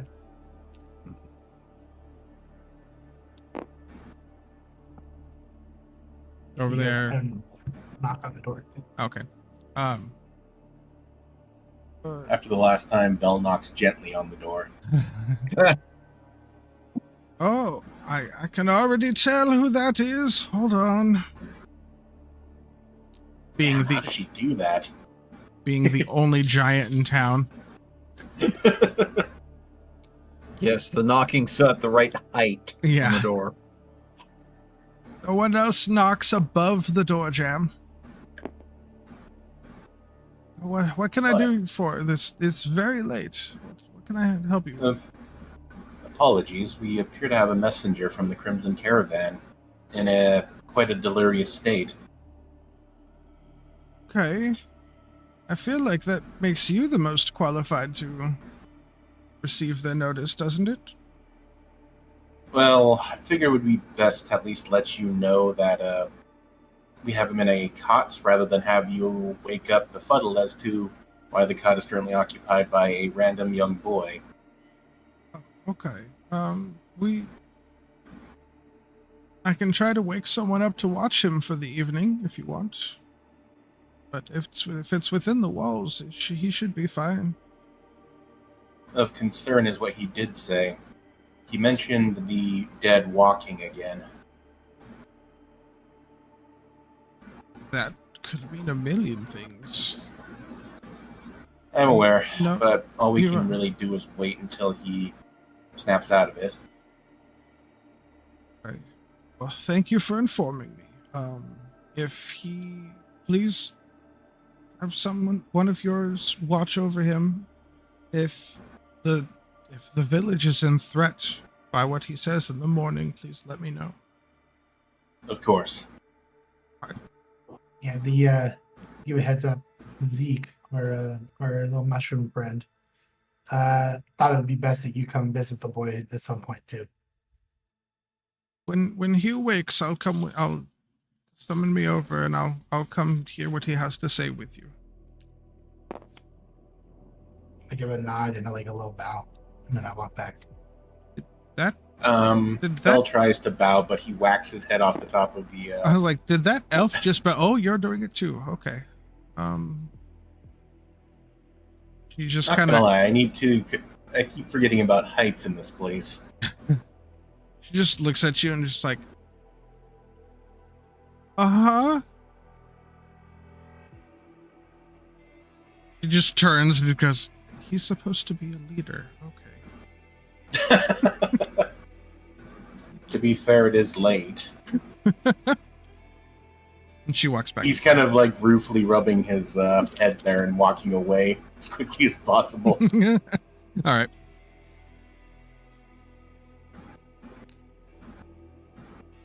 All right. She So says, I let them to know that yes, she says that to summon her once he wakes. I'll keep an eye on him, and then As much as I don't want to, I should probably keep an eye with the guards in case what he mentioned actually starts heading our way. You can tell Bell's doing his best to not grit his teeth as he says this. even his physical exhaustion, the boy's been running for hours. Where could he have well- been coming from? Somewhere to the east. Yeah, well, the dead don't tend to care when it comes to time. They will march until the ends of the earth. That they unfortunately will. I'll go on this side where the guards is, whatever the. So you settle in for the evening of watching out for threats and watching over the boy. Yep. Yes. Yeah, evening passes. Amazingly, with no strange movements or sounds or threats. And shortly after the gray light in the eastern sky starts to brighten, signaling morning in these dreary places. Seva, you notice the boy is starting to stir. There's water. Yeah, Seva, like, going to take the water that was prepared for him, and kind of come over and start slowly giving it to the boy. Just drinking it slowly, but wanting to chug it, but you're kind of preventing him from doing so. Yep.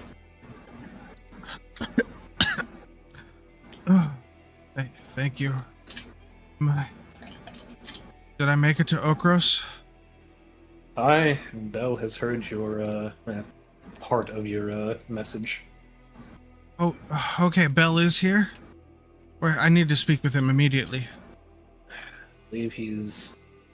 I'll get him. Yeah. That would be appreciated. Right now you still need rest, but... Seek, you kind of go and get Bell and Anasticus and... The boy is awake. He wishes to speak with you. I'll signal to Ignasticus that the kid's awake. I give a nod and I head down. I also grab Seek and kind of just carry him with me. Just pick him up. Everyone's luggage to you. Is that how this is? Hey, Bell thinks people appreciate not having to walk for a bit. Elder Akadona comes out seeing Anasticus walking down and meeting up with everybody. And she comes over as well. More as a oversight by request than anything. In case Hey, kiddo. Looks like you had quite the run yesterday. Yesterday? I've been running for 3 days. Bell's eyes kind of widen in surprise at that.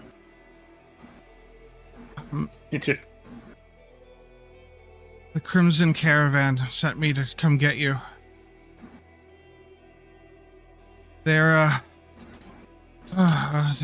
currently camped outside of Templar's Folly, far to the east.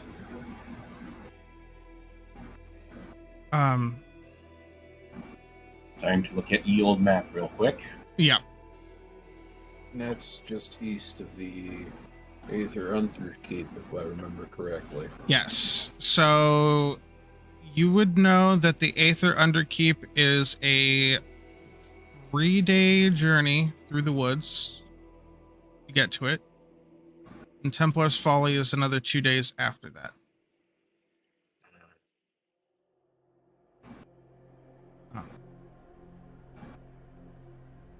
Or, well, looking at the map, you would assume it's 2 days after that.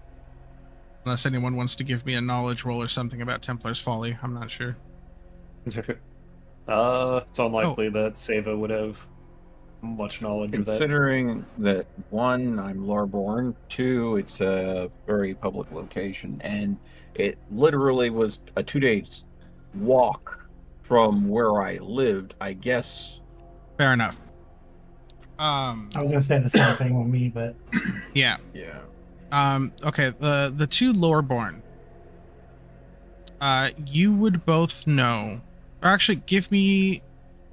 You get A advantage. knowledge roll Give me a with knowledge roll with advantage? advantage. Yes. Yeah. So knowledge roll and then add a d6.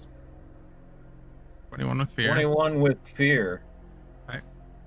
I can't seem to go ahead and get that hope dice to roll anything above a 6. 11 with hope. All right. Anasticus, you are aware that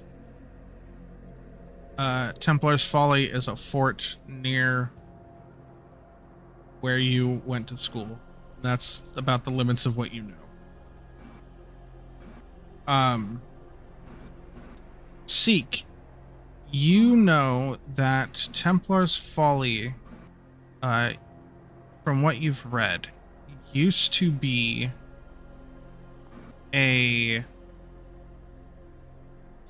not cathedral, but it's a old monastery fortress, dedicated to the Veiled Gods. They used to house Templars and occasionally Exemplars that were on guard duty on the outskirts of the reach of the city, the fort being underneath one of the exit bridges of Amber Reach, the one that crosses what was a valley before the apostasy. Used to be. Used to be. Well, yeah, now it's the bay. That bay didn't used to be full of water. That used to be a valley. The apostasy happened and the ocean spilled into the valley.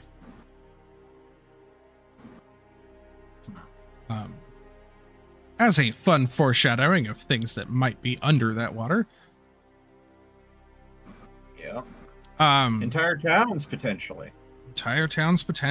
But you also would, with a 21, you would know that it has, in more recent writings, it has been like post-apostasy. It has been converted into a settlement. As far as you know, still for people that keep faith with the old gods.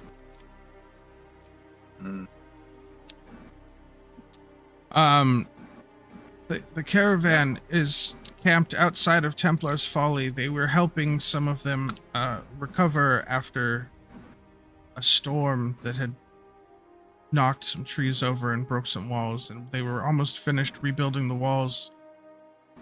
And then our scouts, our long-range scouts, found something horrifying. The shambling wave has been seen moving towards Templar's Folly. Always has to be undead. You would, as Belle and Seva, as two people that have traveled a lot, you would both be aware that the shambling wave is more akin to a natural disaster than an army, but it is a horde of about somewhere between 350 and 400 zombies that wanders the countryside, seemingly with no rhyme or reason, and because of how spotty and desperate separated out so civilizations tend to be, it's usually not much of a threat. You kind of just like see it coming from a long ways away and just make sure to go a different direction. But if it's currently headed straight for Templar's Folly, then that is a problem.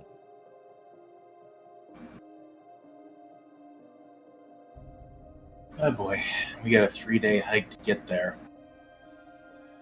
It doesn't move fast, so it's about there's probably about, took me a couple days to get here. There's about 2 weeks before it gets there. But it's coming. Were you running the whole time? Yes, I ran from the caravan to here. That is 3 days running, no stop. It's longer if we just walk with stopping. Yes, I think we'll have to see if the Yellow Jacket will help us get there faster. It's our only way to go and get there with any semblance of speed to help with the fences. The swarm is 2 weeks out. I think we can make it there in about a week. The Yellow Jacket, that ship? It's already gone. The closest a ship would be able to get you is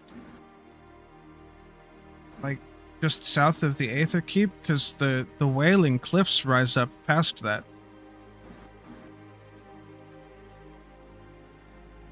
Wailing Cliffs? Yes, so the farther you get over here, these are cliffs on this side. Oh, I thought that was just forest. No, that right here, that at that abrupt edge is cliffs with rocks at the bottom. Okay.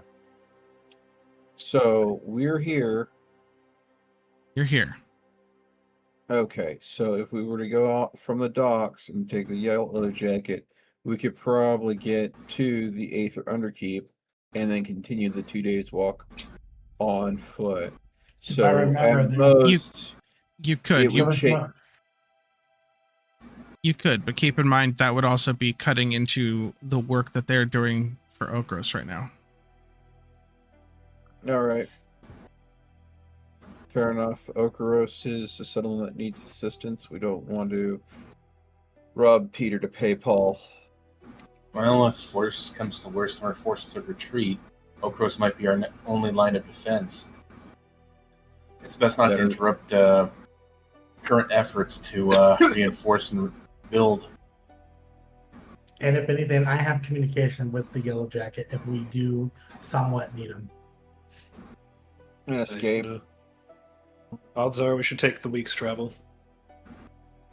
Yeah, Understood. make sure take our time. Well, not take our time, but make sure we have everything before we leave. I said we prep now while we got days. It's morning now. Leave sooner the better. I'll catch Vi up on what's going on. Via the sending All stone. right, I'll let Yep. the elder know that we'll be. she's with us Heading right now. I heard the whole thing. I'm not sure what do you plan on doing about the shambling wave? There's not much that can be done if it's bearing down on a location. The best we can offer is see what's got them, or see what's keeping them holed up there, and potentially get them out of there before the wave shows up. Otherwise, it kind of Seva just kind of makes a look over at Bill. Otherwise, it's their graves. Yep, pull them out and pay attention to where they're heading. If they're heading our way, we're going to need to figure something out. The Underkeep does have strong doors. If they need somewhere close to shelter, I can see if my kind will welcome them. But first and foremost, we need to get there and assess what's going on. Before that, I need to prepare for the journey. As do I. I'll tap on the speaking stone that I got. Piper, do you copy? Yes. What's up? Let Vi know that we are heading out towards Templar Keep. Is that what it's called? Templar's Folly. Templar Fall. Templar's Folly to help out a group that is there. Okay. We're gonna be moored here for a while, but if there's an emergency and you need to get out quick, let us know. Will do. How's the little girl handling you? We're getting her stabilized first. She gets the shakes fairly quickly. We're kind of nailing down a method of daily medication. And then after that, she'll be good to go. And she'll start learning how to do it herself, and then learning more, hopefully. That's cool. I look over at Seva and I'm like, do you want to say anything to them? No, there's not much. Seva would have left the iron root and blood moss with them, as well. They are useful alchemical components. He has no A personal whole need for them. pouch of it. Yeah, He left behind the. I assumed. He's keeping the satchel, however. Fair enough. Hey, having an extra satchel is always useful. Alright, we'll let you know if we need you guys. Okay. We'll let you know if anything crazy happens on our end. And I'll put the stone back in my pocket and I'll go prepare my stuff. Okay. So, what are you all doing to prepare for not only this journey, but what you're going to be dealing with when you get there.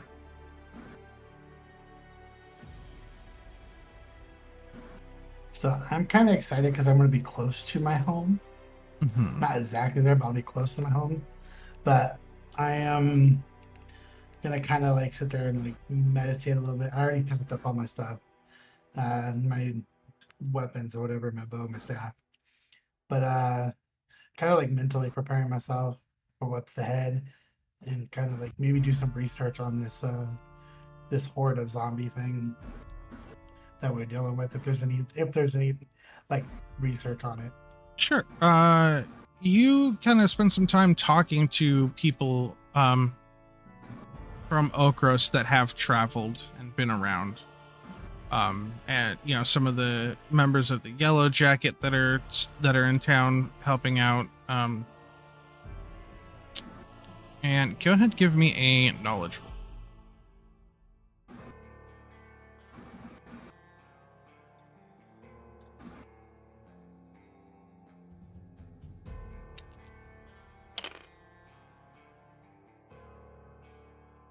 Okay. Right here. Yeah, so those you talk to a few different people, and you gather some information in bits and pieces from different people about the shambling wave. You definitely hear about how most like ramshackle villages or camps and settlements and stuff just kind of get annihilated by it. People have to escape.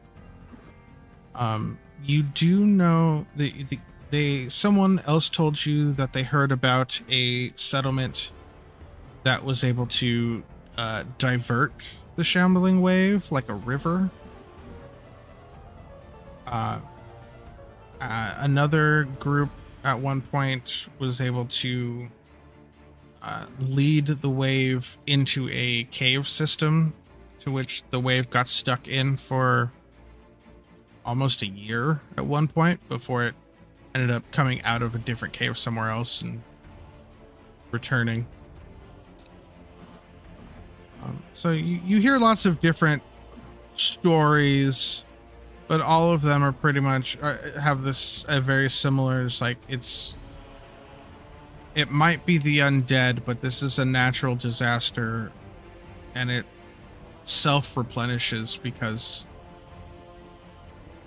you know any dead bodies because of the wave itself just kind of get back up and become part of the wave.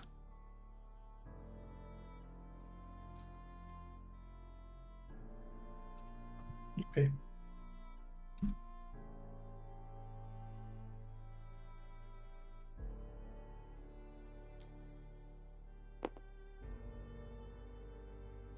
Okay.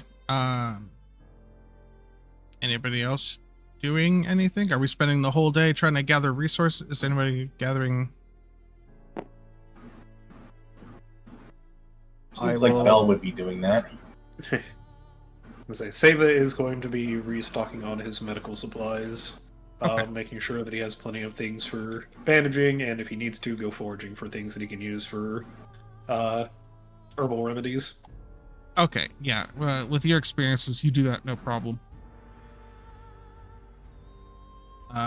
Belle, you said you're probably doing what? Trying to gather resources for the trip there. Okay, yeah. Food and stuff is very easy.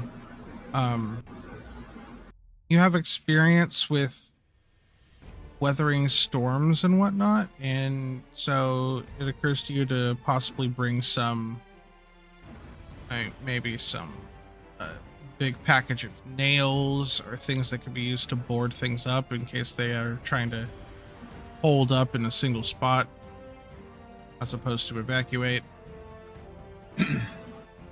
Maybe get a bomb or two. Just kidding. Ah, yes. High impact explosives. Anasticus is the bomb. I mean, Yeah. basic gunpowder weaponry. Grenade's a grenade. Yeah.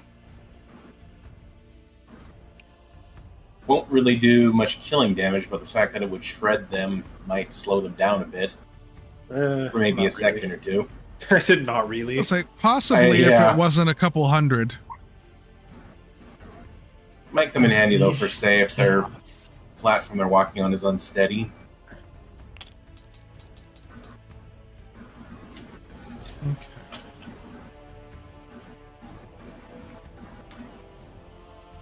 Alright. I will meet up with the village elder. Okay. Just before we leave, after getting restocked on everything. Sure. I will let her know that the lady that was exiled has passed the old ruins of Okron village Mm-hmm. and is heading west. So you'll likely not have to worry about her. Okay. She thanks you for the knowledge and seems relieved that she's not going to have to turn around and execute this person for coming back.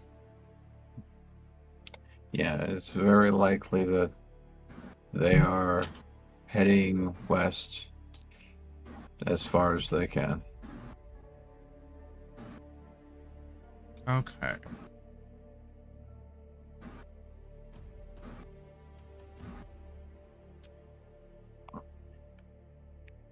So we're gonna start heading towards We gotta make good time.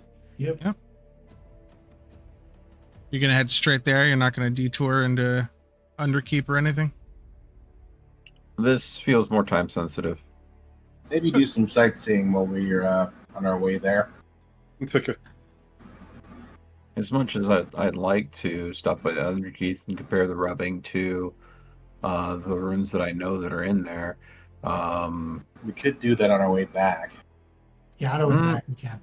Well, not only that, I mean, until we found out about this, the thing that I also wanted to potentially look into, depending on what we find, trying to decipher the text, something that I don't want us to forget about is that Skyfall impact that would be potentially worth investigating too. It maybe just seeks thirst for knowledge. He kind of wants to know what fell from the heavens and created a huge-ass crater in the side of the mountains. Yes. Because that sounds like something that if... The thing that fell, right. Yeah. Worry about it. Don't worry about it. Don't worry about it. Just keep rolling with Worry fear. about it. Keep rolling with fear, he says. All right, thanks. But yeah, people's lives are the priority. So either redirecting... wouldn't it be just hilarious if we just redirect the wave right into the lake? And I mean, it wouldn't be good for the water quality, and the undead horde would eventually show up somewhere around the water. Well, if we did that, we'd literally be sending them towards Amber Reach, which is probably not a good idea. Again, we will have to see what it is, what we can do when we get there. Yep. So, focusing on just making good time as fast as we can. I'll take the lead for the trip. Okay. We'll say it's early afternoon as you leave town. I will admit I do not have a map for the travel distance. Yet. Just so. Do you want to theater of mind, or is this a good pausing point? Do you need a break? I wouldn't mind using the restroom real quick and getting something to drink. Okay. All right. Everyone go ahead and take a quick 5. We will be right back. We'll be right back after these messages. Yeah. Be right back, folks. I too shall be right back. See you when back. I3 will be right back.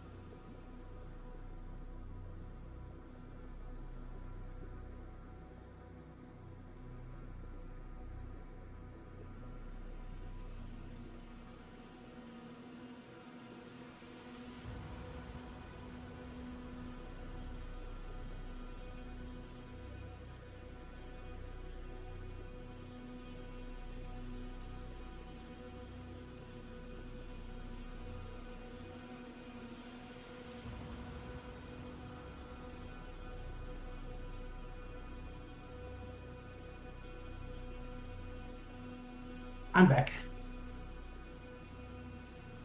Welcome back.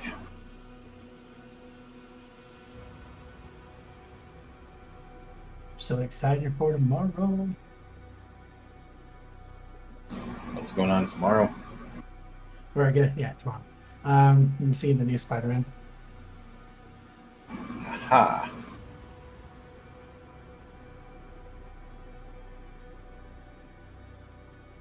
Oh, apologies.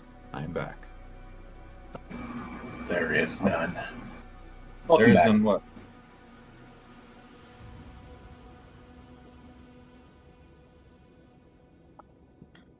We'll forgive you if you give us your kneecaps. You guys have an obsession. I think you might need to seek help. And Yeah, I don't we need to mean seek by, your kneecaps. getting my Yeah. kneecaps. Yes, All we right? need to seek help. Aha! We need to seek your Ah, kneecaps. funny joke.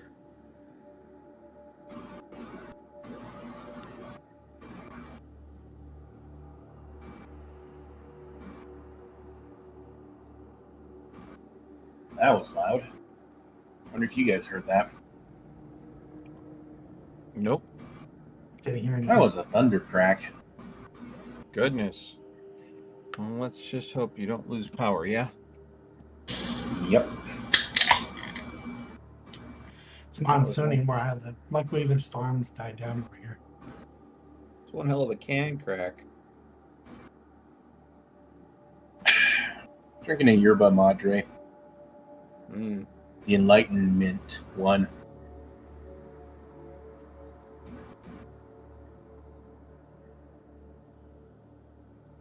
I return. Welcome return.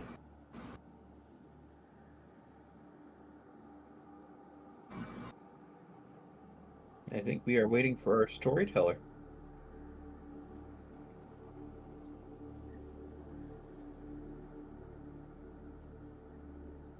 Okay, are we back? Yes. Yep. I had to go Perhaps. use. I had to go use the bathroom too.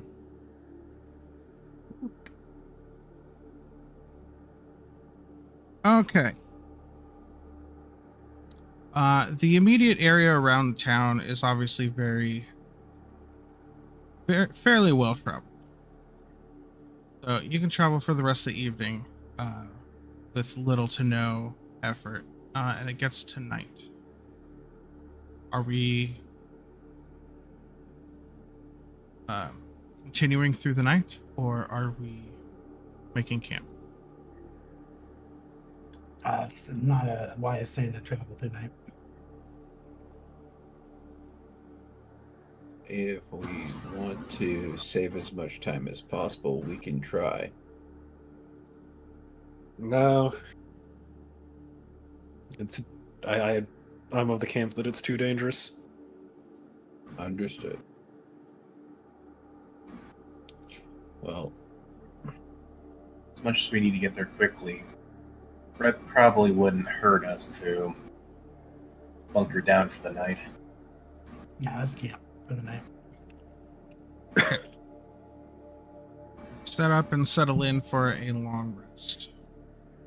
I will also take first watch. I'm happy to take second watch if no one else wants to. Okay. I can take. You guys have the higher instinct. I was gonna say I can take second watch. I do not have a high instinct at all. That So- was decent. Let me check. I might be talking about. My instinct is a 1. Actually, Bell's is pretty decent. He has 2. I have 3.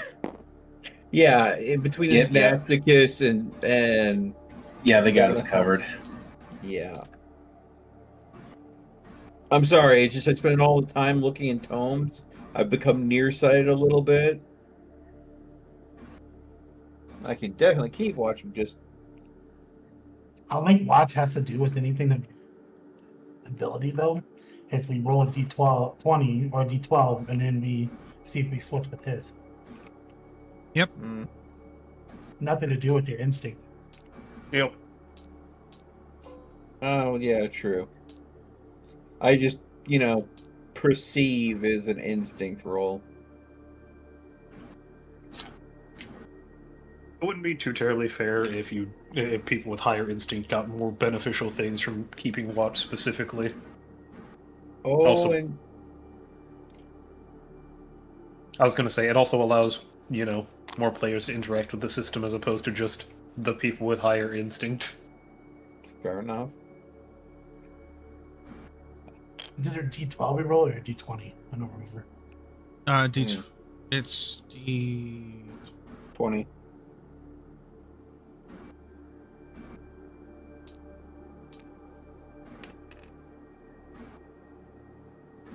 Go ahead and roll.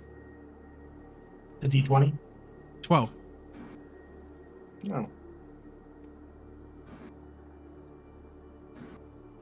I will keep mine. Okay.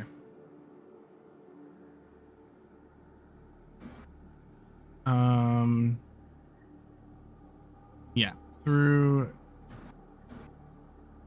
as the evening passes. There it is.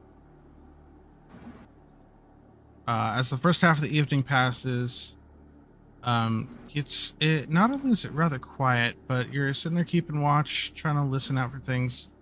And you see a small glow kind of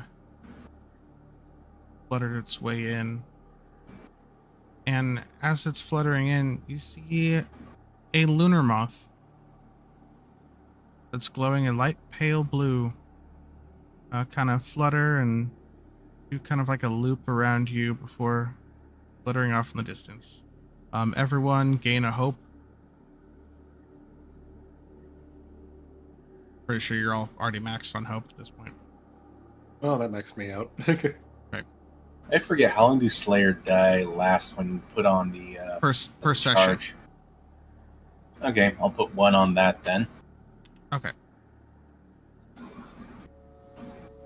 And as an elf, I get 2 other things, right? So I get to. Yeah, if there's other downtime I'm gonna actions. I'm gonna work on that project again, trying to figure it out. Oh, okay. Go ahead and The roll. atonement of magic. Roll a d20. Okay. 11.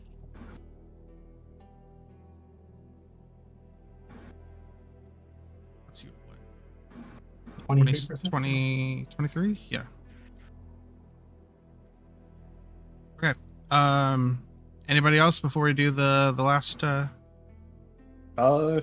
the first half, Saba will work on the minor health potion recipe. Right. Okay. Did we want to do downtime actions now or after the second watch? In between. Okay, so now. 6. Okay. You said this is more or less percentage increases. Yes. So that should put Okay. you. I honestly I did keep track the first time. So It was 16 the first time, so Okay. 22% now. yeah, go ahead and keep track of that. Your progresses of those for me. I already have a lot of other things I'm keeping track of back here. Yep. Melt, Dusky, anything real quick? Spend a stress to create another dust smoke vial, and then recover said stress. Aren't you using one of your downtime actions to keep watch? No, I'm the other one keeping watch. Oh, okay. Yeah. So you have 3 now? Nope. 2. Oh, I just gave you another one because I didn't know you could. Yeah, no, that's the one you gave me. Oh, I'm looking at the recipe. Okay. Yeah. Okay. Go ahead and roll the second watch. Single D12.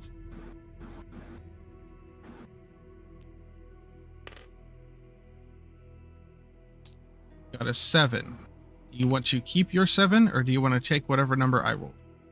I'll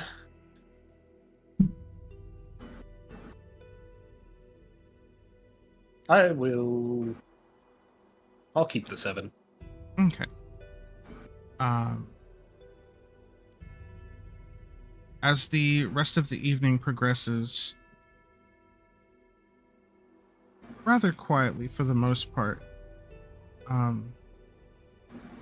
you do think, just for a moment, that somewhere off in the distance, it sounds like thunder, maybe, but then as you're listening, you've heard thunder before. As you're listening to it more, it's almost like the echo of rhythmic reverberations. Somewhere off, very far away.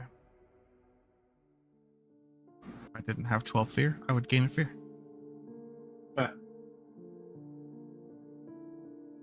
Okay.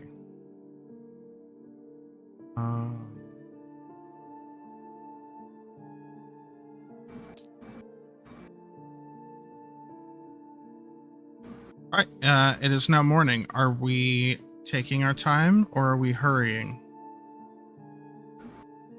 Bell's all for stepping it up there.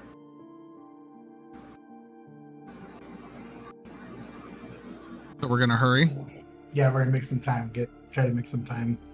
Yep. Since it's early Not to morning. the point of exhausting ourselves, but definitely setting a good pace. A nice brisk pace. Okay.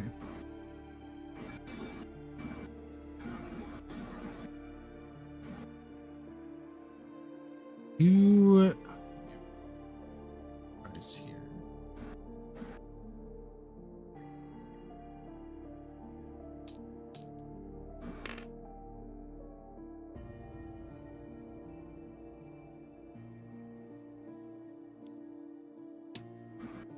You are making very good time following the main road through.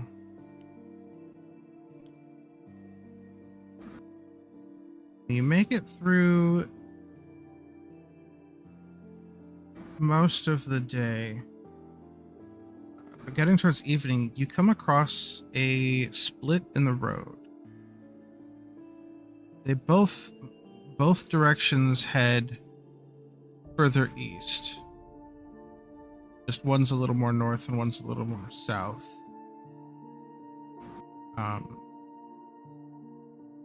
And the sign marker in between at the fork in the road is broken.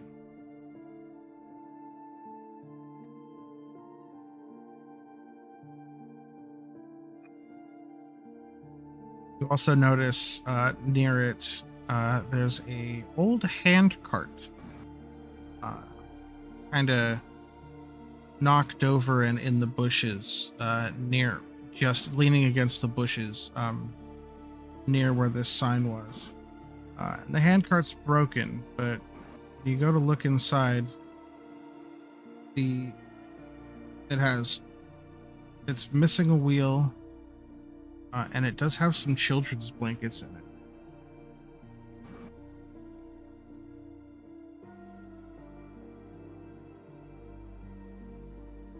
Can we see if there's any like break in like the ground, like in a direction maybe who was in this cart went, or did they go down the path?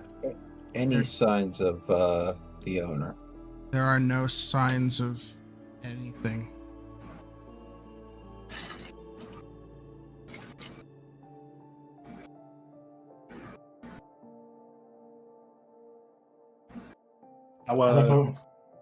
How recent does this seem to have been? This cart is broken, but that doesn't necessarily mean that it's old. It's broken. It's dirty. It looks like it's been rained on at one point.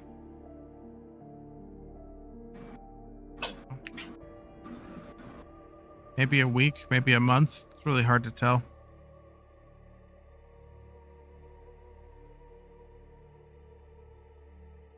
And you said that there were children's blankets in the back.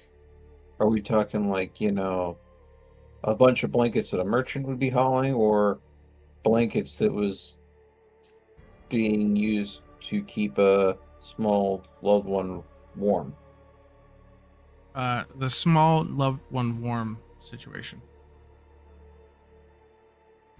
Great.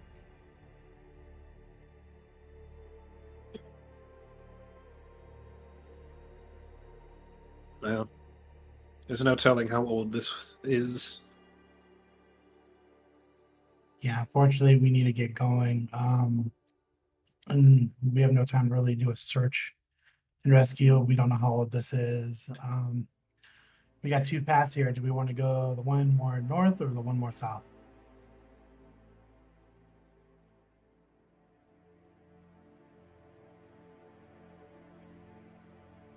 I would presume the one that goes more north to take us to Ether Keep.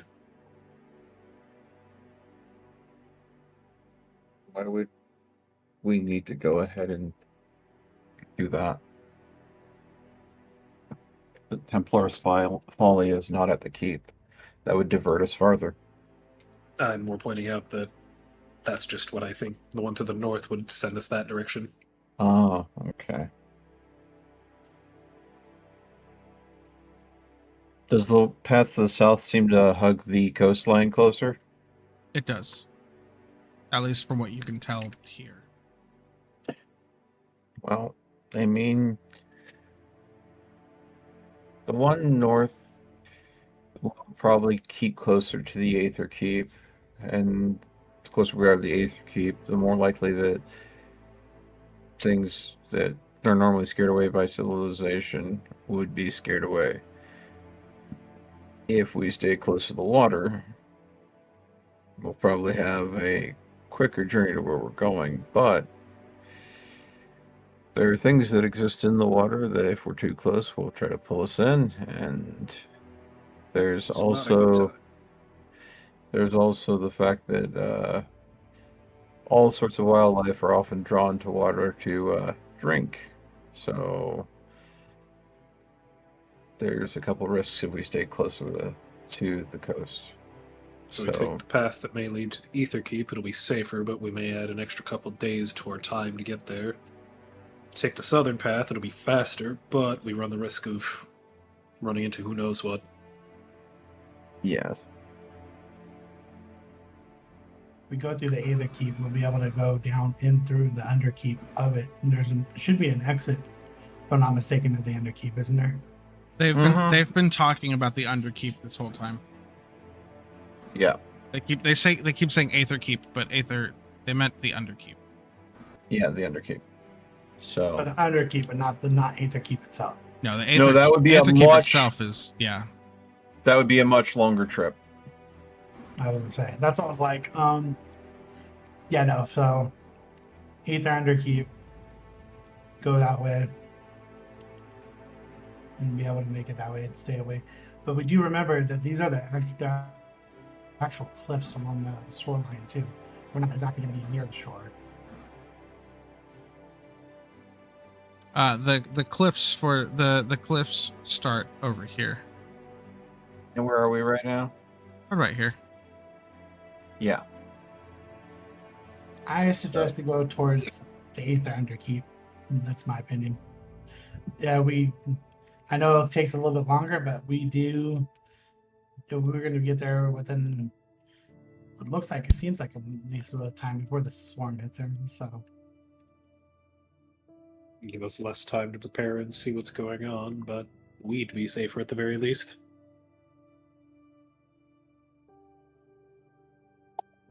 It is whatever decision the group decides is best, I'm fine with going along with. But I'm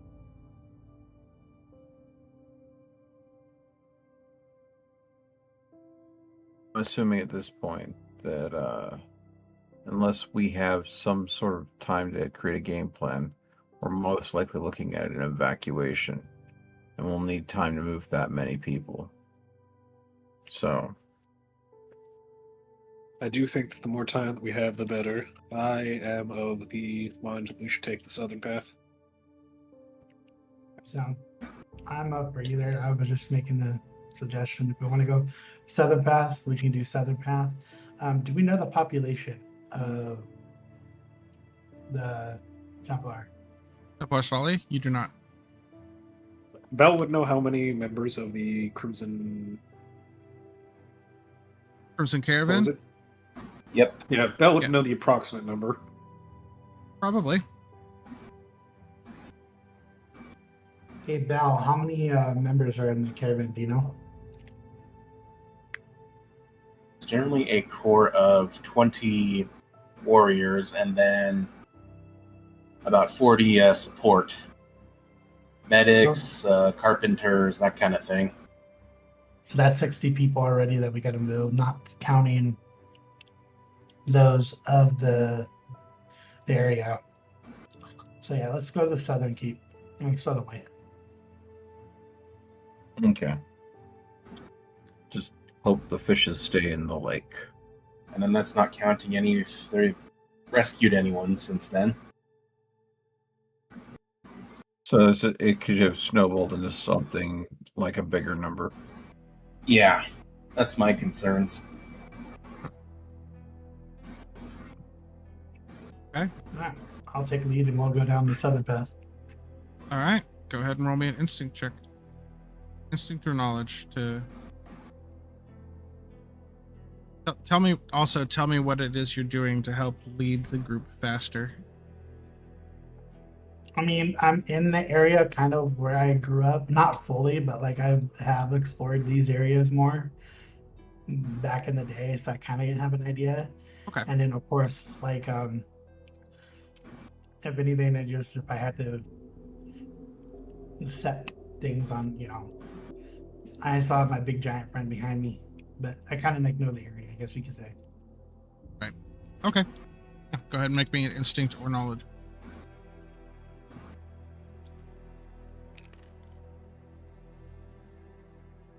Apparently not enough. 9 with hope. Okay. You go ahead and take that hope.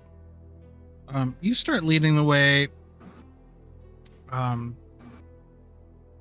know the northern route. Yeah, you make it about half a day's journey down that way. Before you realize, this southern route cuts to the right and heads straight for the water. I don't remember this.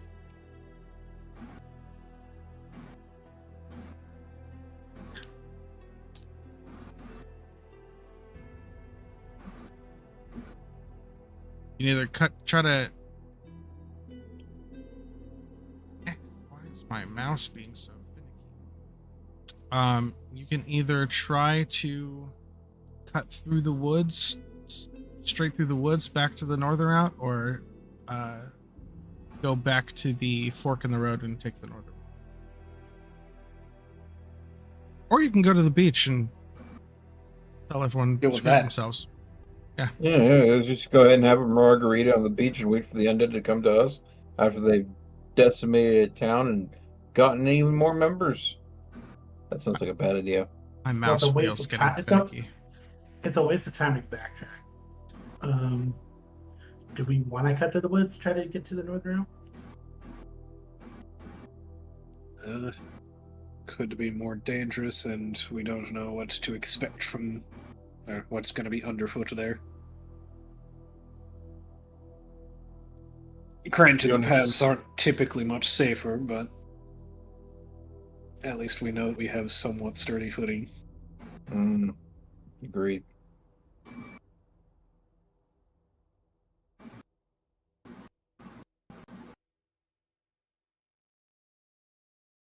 So you're going back? I thought we were cutting through the forest. Okay, you are cutting through. Okay, that's why I didn't hear a definitive. This is what we're doing. Is that what the consensus was? I would say it was just explaining the cons of taking either route. Feels like the leader of your party went on a boat trip and you're all falling apart. Well, the person that's been leading us down the path has been Agnosticus at this point. I mean, we can. How far of a day of travel have we gone down South Path? Like, how far? Half a day? Half a day. Half a day? That's another half a day wasted. Another pretty much full day stopping back there. But would be on a road. We cut through the grass. We don't know what we'll come across, but the coast is off limits. Or we walk along the shoreline and we don't know what will attack us.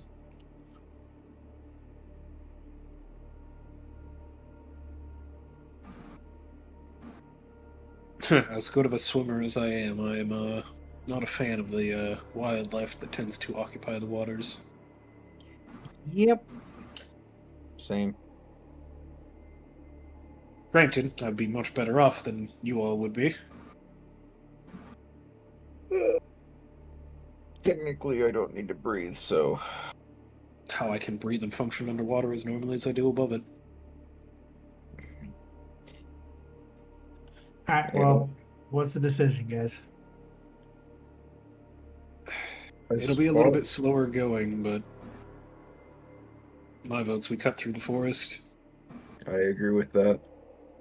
Yeah. Cut through the forest, wins. save as much time as possible, hit the northern path. We'll cut through the Thank you. forest. Okay.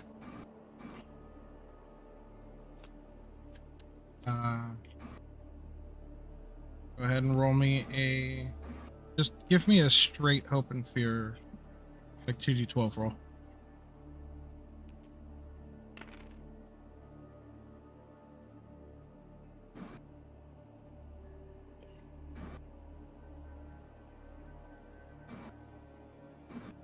You want to spend some fear tokens there, storyteller? I'm hating these. Yeah, actually, I'm about rolls. to spend 2 of them. Yeah, I figured as much. I'm gonna do this. Okay. Yeah, you spend rest of the afternoon cutting through the woods, and you make it back to a road, having gone north. Is it the same one? Is it a different one? Yeah, you said You don't road. know. It is a road, and it is going east-west. And it is now late evening. Mid-evening. Mid-evening? So we have basically just enough time to set up a camp. Does this area look familiar, like it's close to the Underkeep? You went straight north.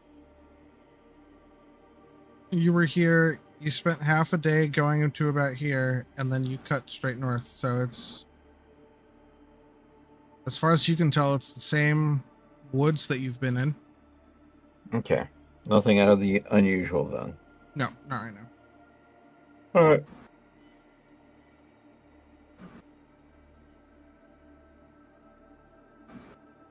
Are we resting or are we traveling through the night?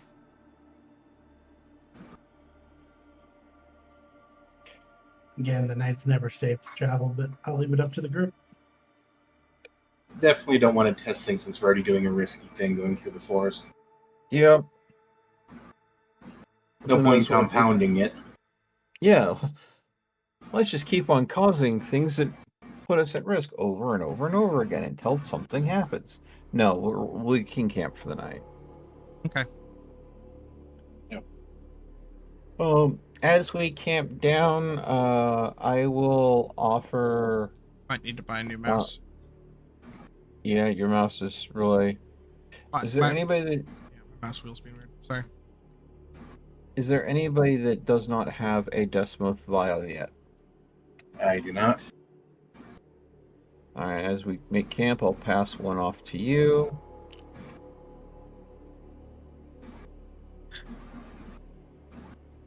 Don't think it's going to help you, Ignacicus, because it's based off of agility, and your agility. Yeah.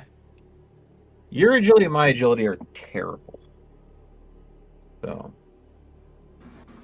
Hence, I haven't asked for one. Yeah. Who's going to take watch? Do I do just same watch rotations as we did last time? Or Yeah, I can take watch first, and then if we want to do it that way. No, I can take second. Yeah. Okay, first watch, special projects, second watch. Got it.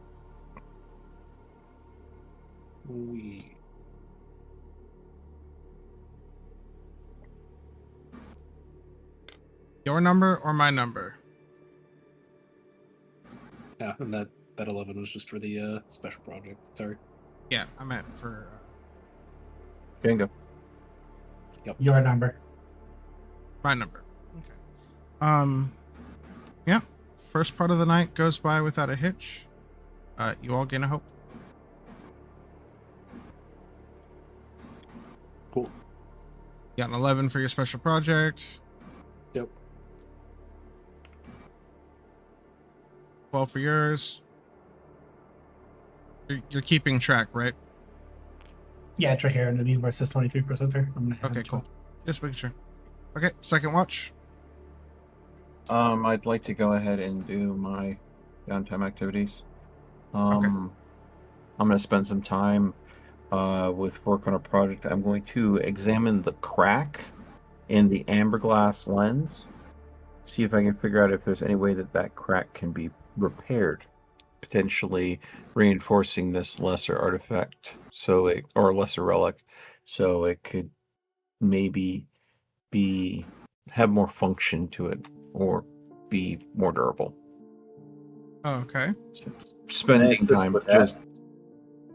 just examining this splendor relic that we have. Yeah, Can I assist with that? sure. Tell me how you assist. An ounce of prevention. He's making sure I don't blow it up. Gotcha. Okay. Well, having done countless repairs, he'd know a thing or two about materials and how it affects things. This is just studying to see if it can be repaired in some way. So Yeah. Okay.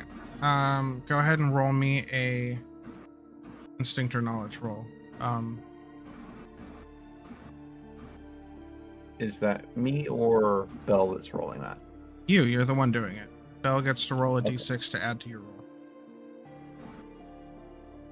You do have to spend a hope to do that, though. Yep. Okay. It's spent. All right. Base roll. 18 with fear. Fear. So just a d6. Yes. 5. So 23 with fear. I will point out strange patterns is going to trigger. It's not going to have an effect unless the DM decides it's going to have an effect. Because I am full on hope and I have no stress. Oh, well, yeah, then good. You just happen to notice. Yeah, looking over this lens, you're studying the crack, trying to see if there's anything you can do about it. The more you're focused on it and kind of tapping into your internal splendor magics while you're doing so, you almost get the sense that the crack is part of how it functions. So the act of repairing it could just damage its functionality further. It's possible. Kind of get a sense of divine comedy with this relic of what it does is lets you see. It lets you see how, like, what was the cause of something dying. Traumatic moment of someone's death. And it's almost like the crack is the crack in the veil that you're peering through. So if you were to repair the emberglass in some way, it would neutralize part of what makes the relic unique. And Possible. All right.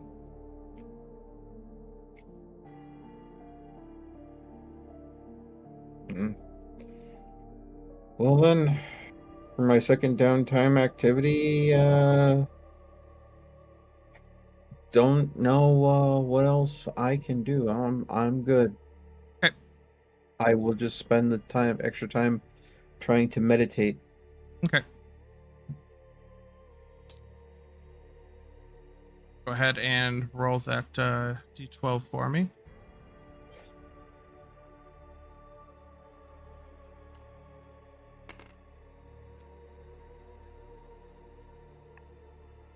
You want to take your number or go with mine? I will elect to go with yours this time. Okay. 3.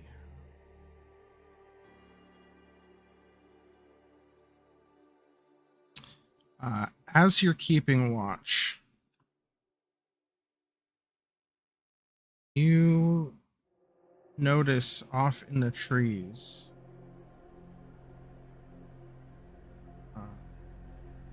a zombie is walking by.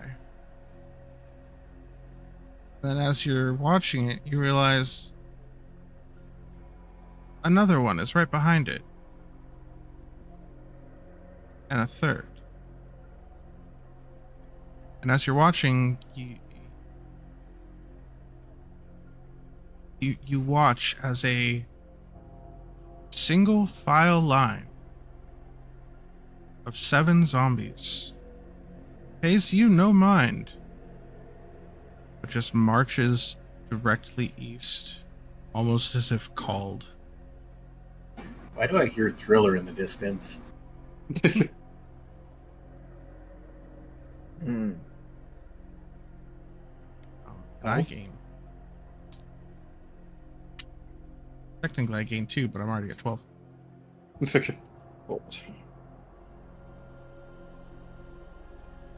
However, I will spend 2 of that fear. This back here. Okay. It is now morning. Are we hurrying, or are we taking our time? Definitely hurrying after. Yeah, I was gonna say Sava would update everybody on that. It's not the shambling wave, but group of 7 zombies passed us in the night. They didn't seem to care about us. They were heading east. We're definitely double timing it. Okay. Yeah, you. Whoever's in front, give me a instinct or knowledge roll, traversal roll.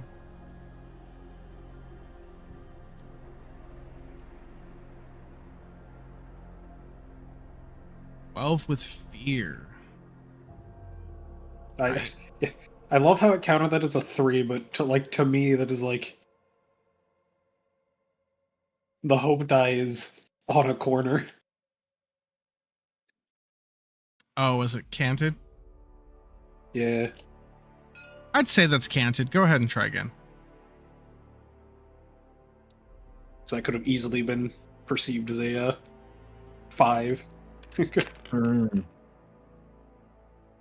17 with fear. Okay. Yeah, the score got higher, but it's still with fear, so... It's still with fear. We need to go ahead and put some counterweights into your fear dice. It's seeming to, we need to check its balance. Because it's very unbalanced lately. You are double timing it, making pretty good time. Along the way, you see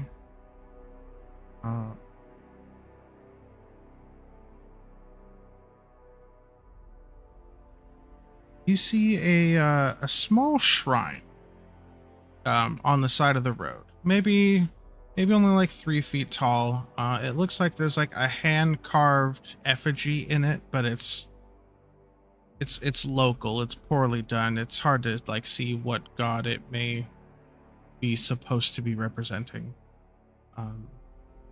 And there are some candles around it.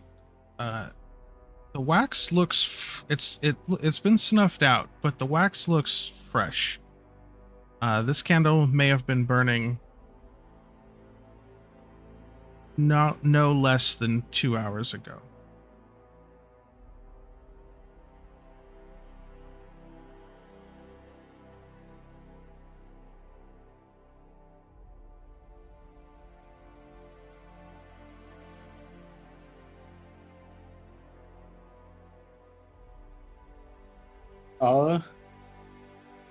Sam just kind of makes a little disappointed click at seeing the shrine. Now, the shrine that's here, does it look like it's been there for a long time? The outer portion of the shrine looks like it was built like easily like years ago, but it's definitely it's not pre-apostasy. This was built by some group that actually does still follow the gods much more recently. I give it a sigh and I'm like, glad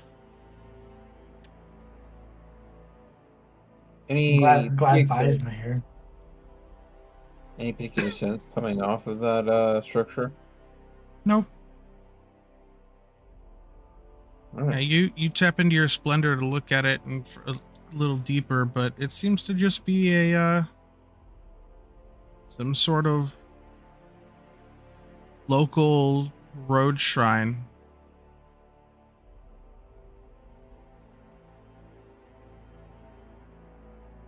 Or it's from this Templar's Folly locale.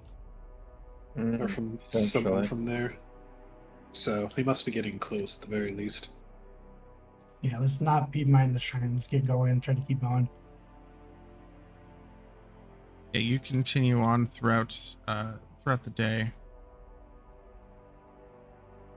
You definitely feel you get to the early evening, and you very clearly both Ignastius and Seek. You very clearly reach a fork in the road that you know, heading straight north, leads to the entrance to the Age of Umbra Keep. You both recognize.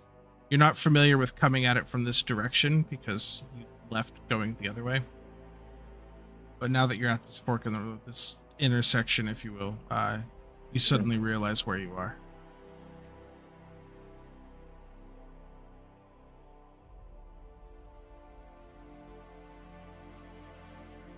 Hey, we're near our home, buddy. We're making good time then. Sadly, we're gonna have to go the other route because we're not trying to go to the Heathen under keep. So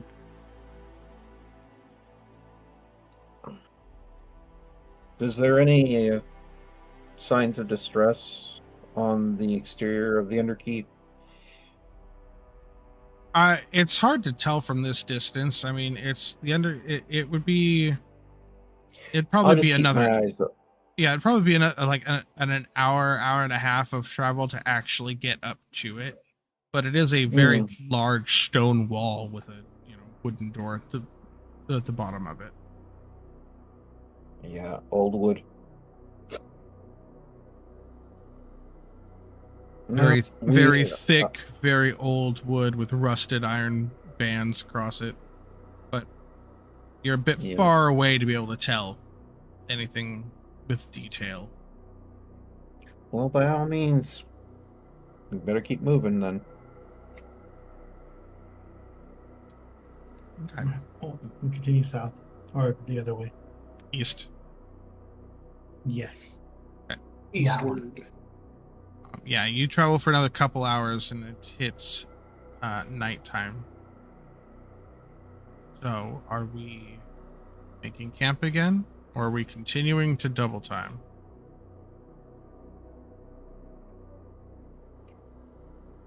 Saba would ask Inasticus and Seek at this point, how close do you think we are to the Templar's Folly, given that you guys seem to have some familiarity, at the very least, with that path? At the rate we're going, more than 2 days.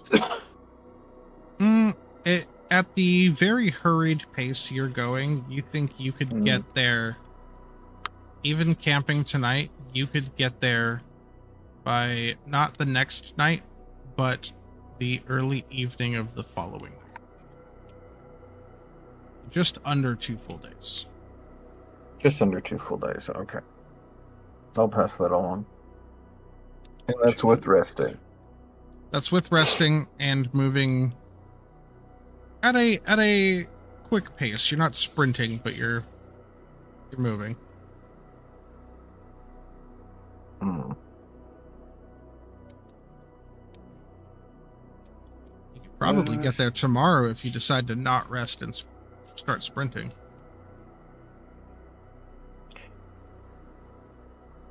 If we continue running the way we are, we can get there by tomorrow. But if we do rest, it's going to be about 2 days, a little less than that. You don't know what the situation at Templar's Folly, short of the messengers, what the messenger passed on to us. So, situation could be really bad there. Situation could be the absolute opposite. I guess the question is, have we really been encountering much beyond that zombies swarm we saw. No. My night watch I've seen, I haven't seen anything.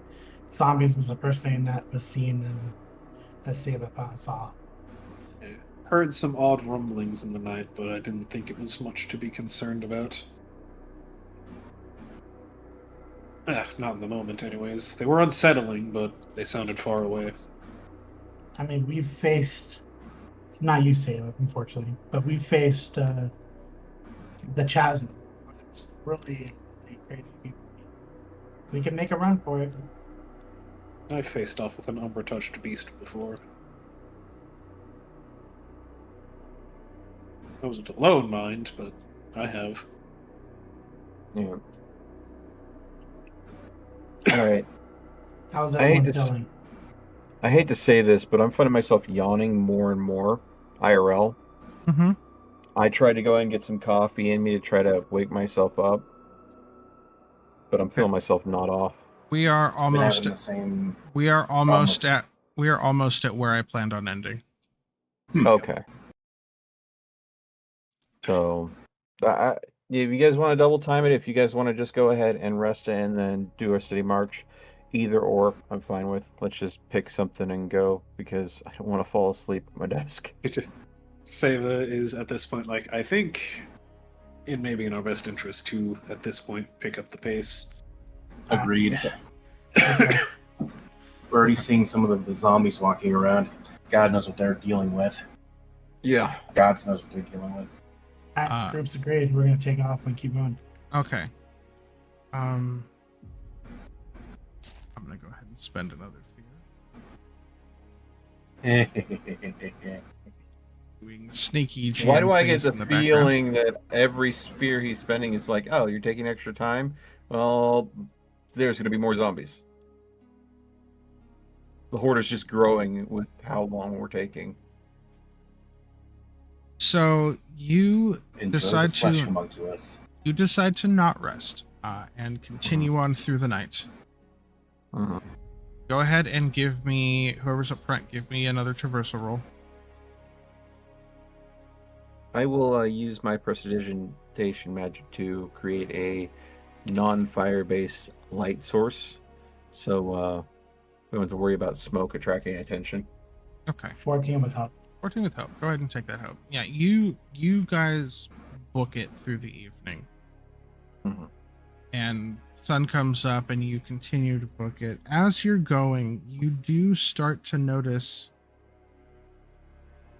small odd things.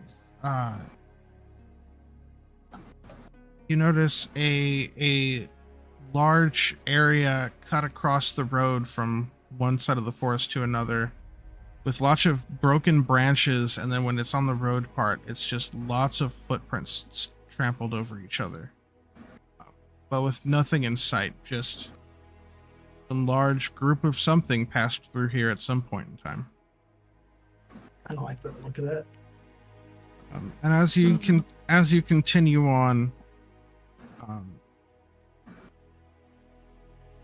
going into the late afternoon at a breakneck pace,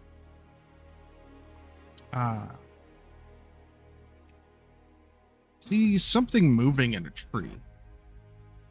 And as you get closer, you realize it's something hanging from a tree. There is a zombie strung up into a tree, and around its neck is a large piece of wood, and painted on it, it just says, "Do not burn, he is my son."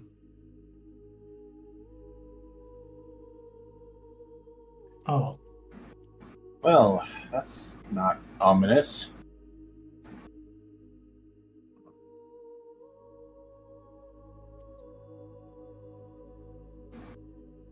Might have been, we'll say, the cause of the, or the result of the smaller marching line that I saw.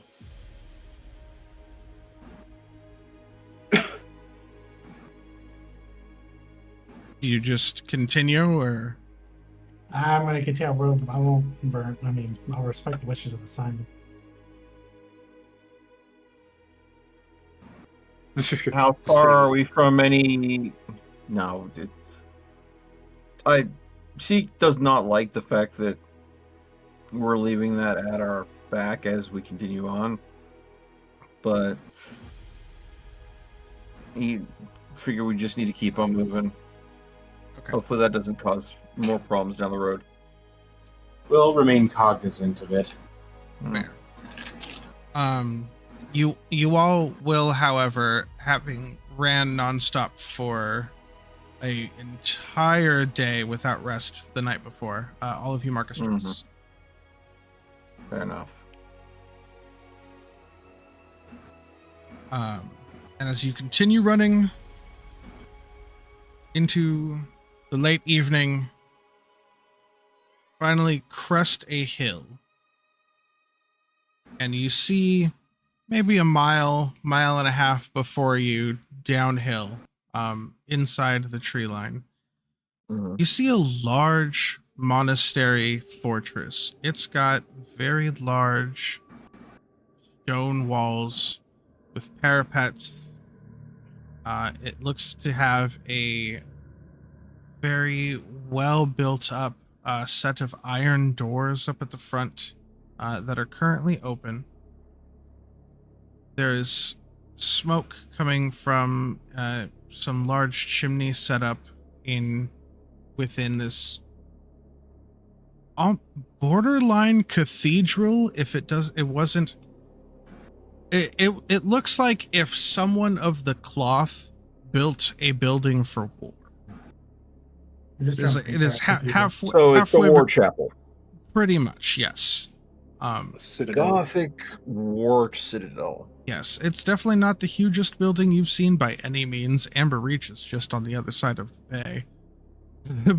but easily a very large, very well fortified building. And the doors are open. There's torches inside.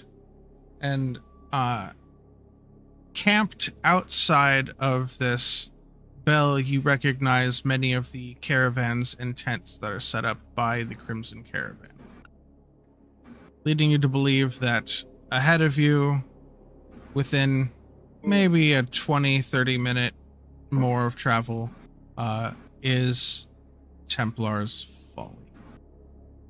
And behind it, up, nestled in between some mountains, because you're on this right ridge, you can see the forest stretching out behind it, very far direction.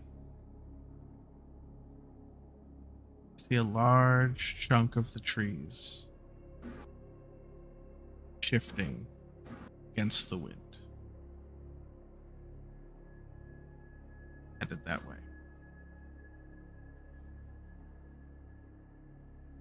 That's where we're going to call it. All right. Sorry that my energy levels are just crashing here, folks. It's okay. Apologies on my end. I tried to nap, but I kept getting interrupted every single time I tried. Same. These things happen. All right. Well, thank you everyone for watching.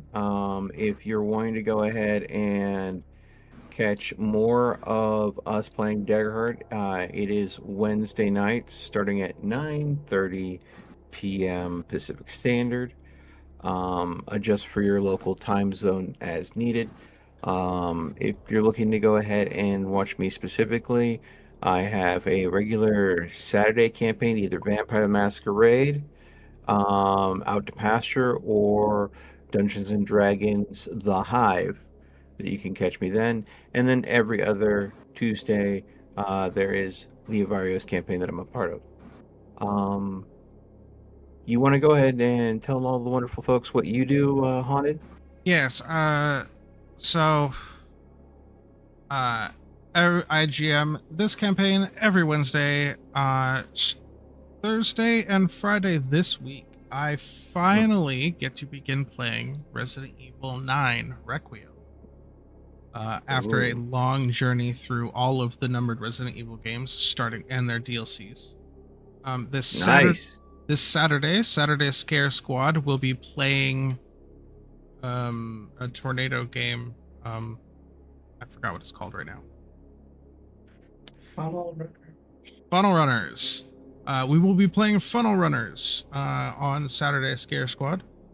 And then, of course, Sunday I leave open to Discord to decide. So feel free to join the Discord and make a vote, because democracy is king. For anybody on my side, thank y'all for coming. I, of course, don't raid out on Wednesdays because I want, but it makes it easier for the pod. I will catch you tomorrow. I've been Haunted. You're all heathens.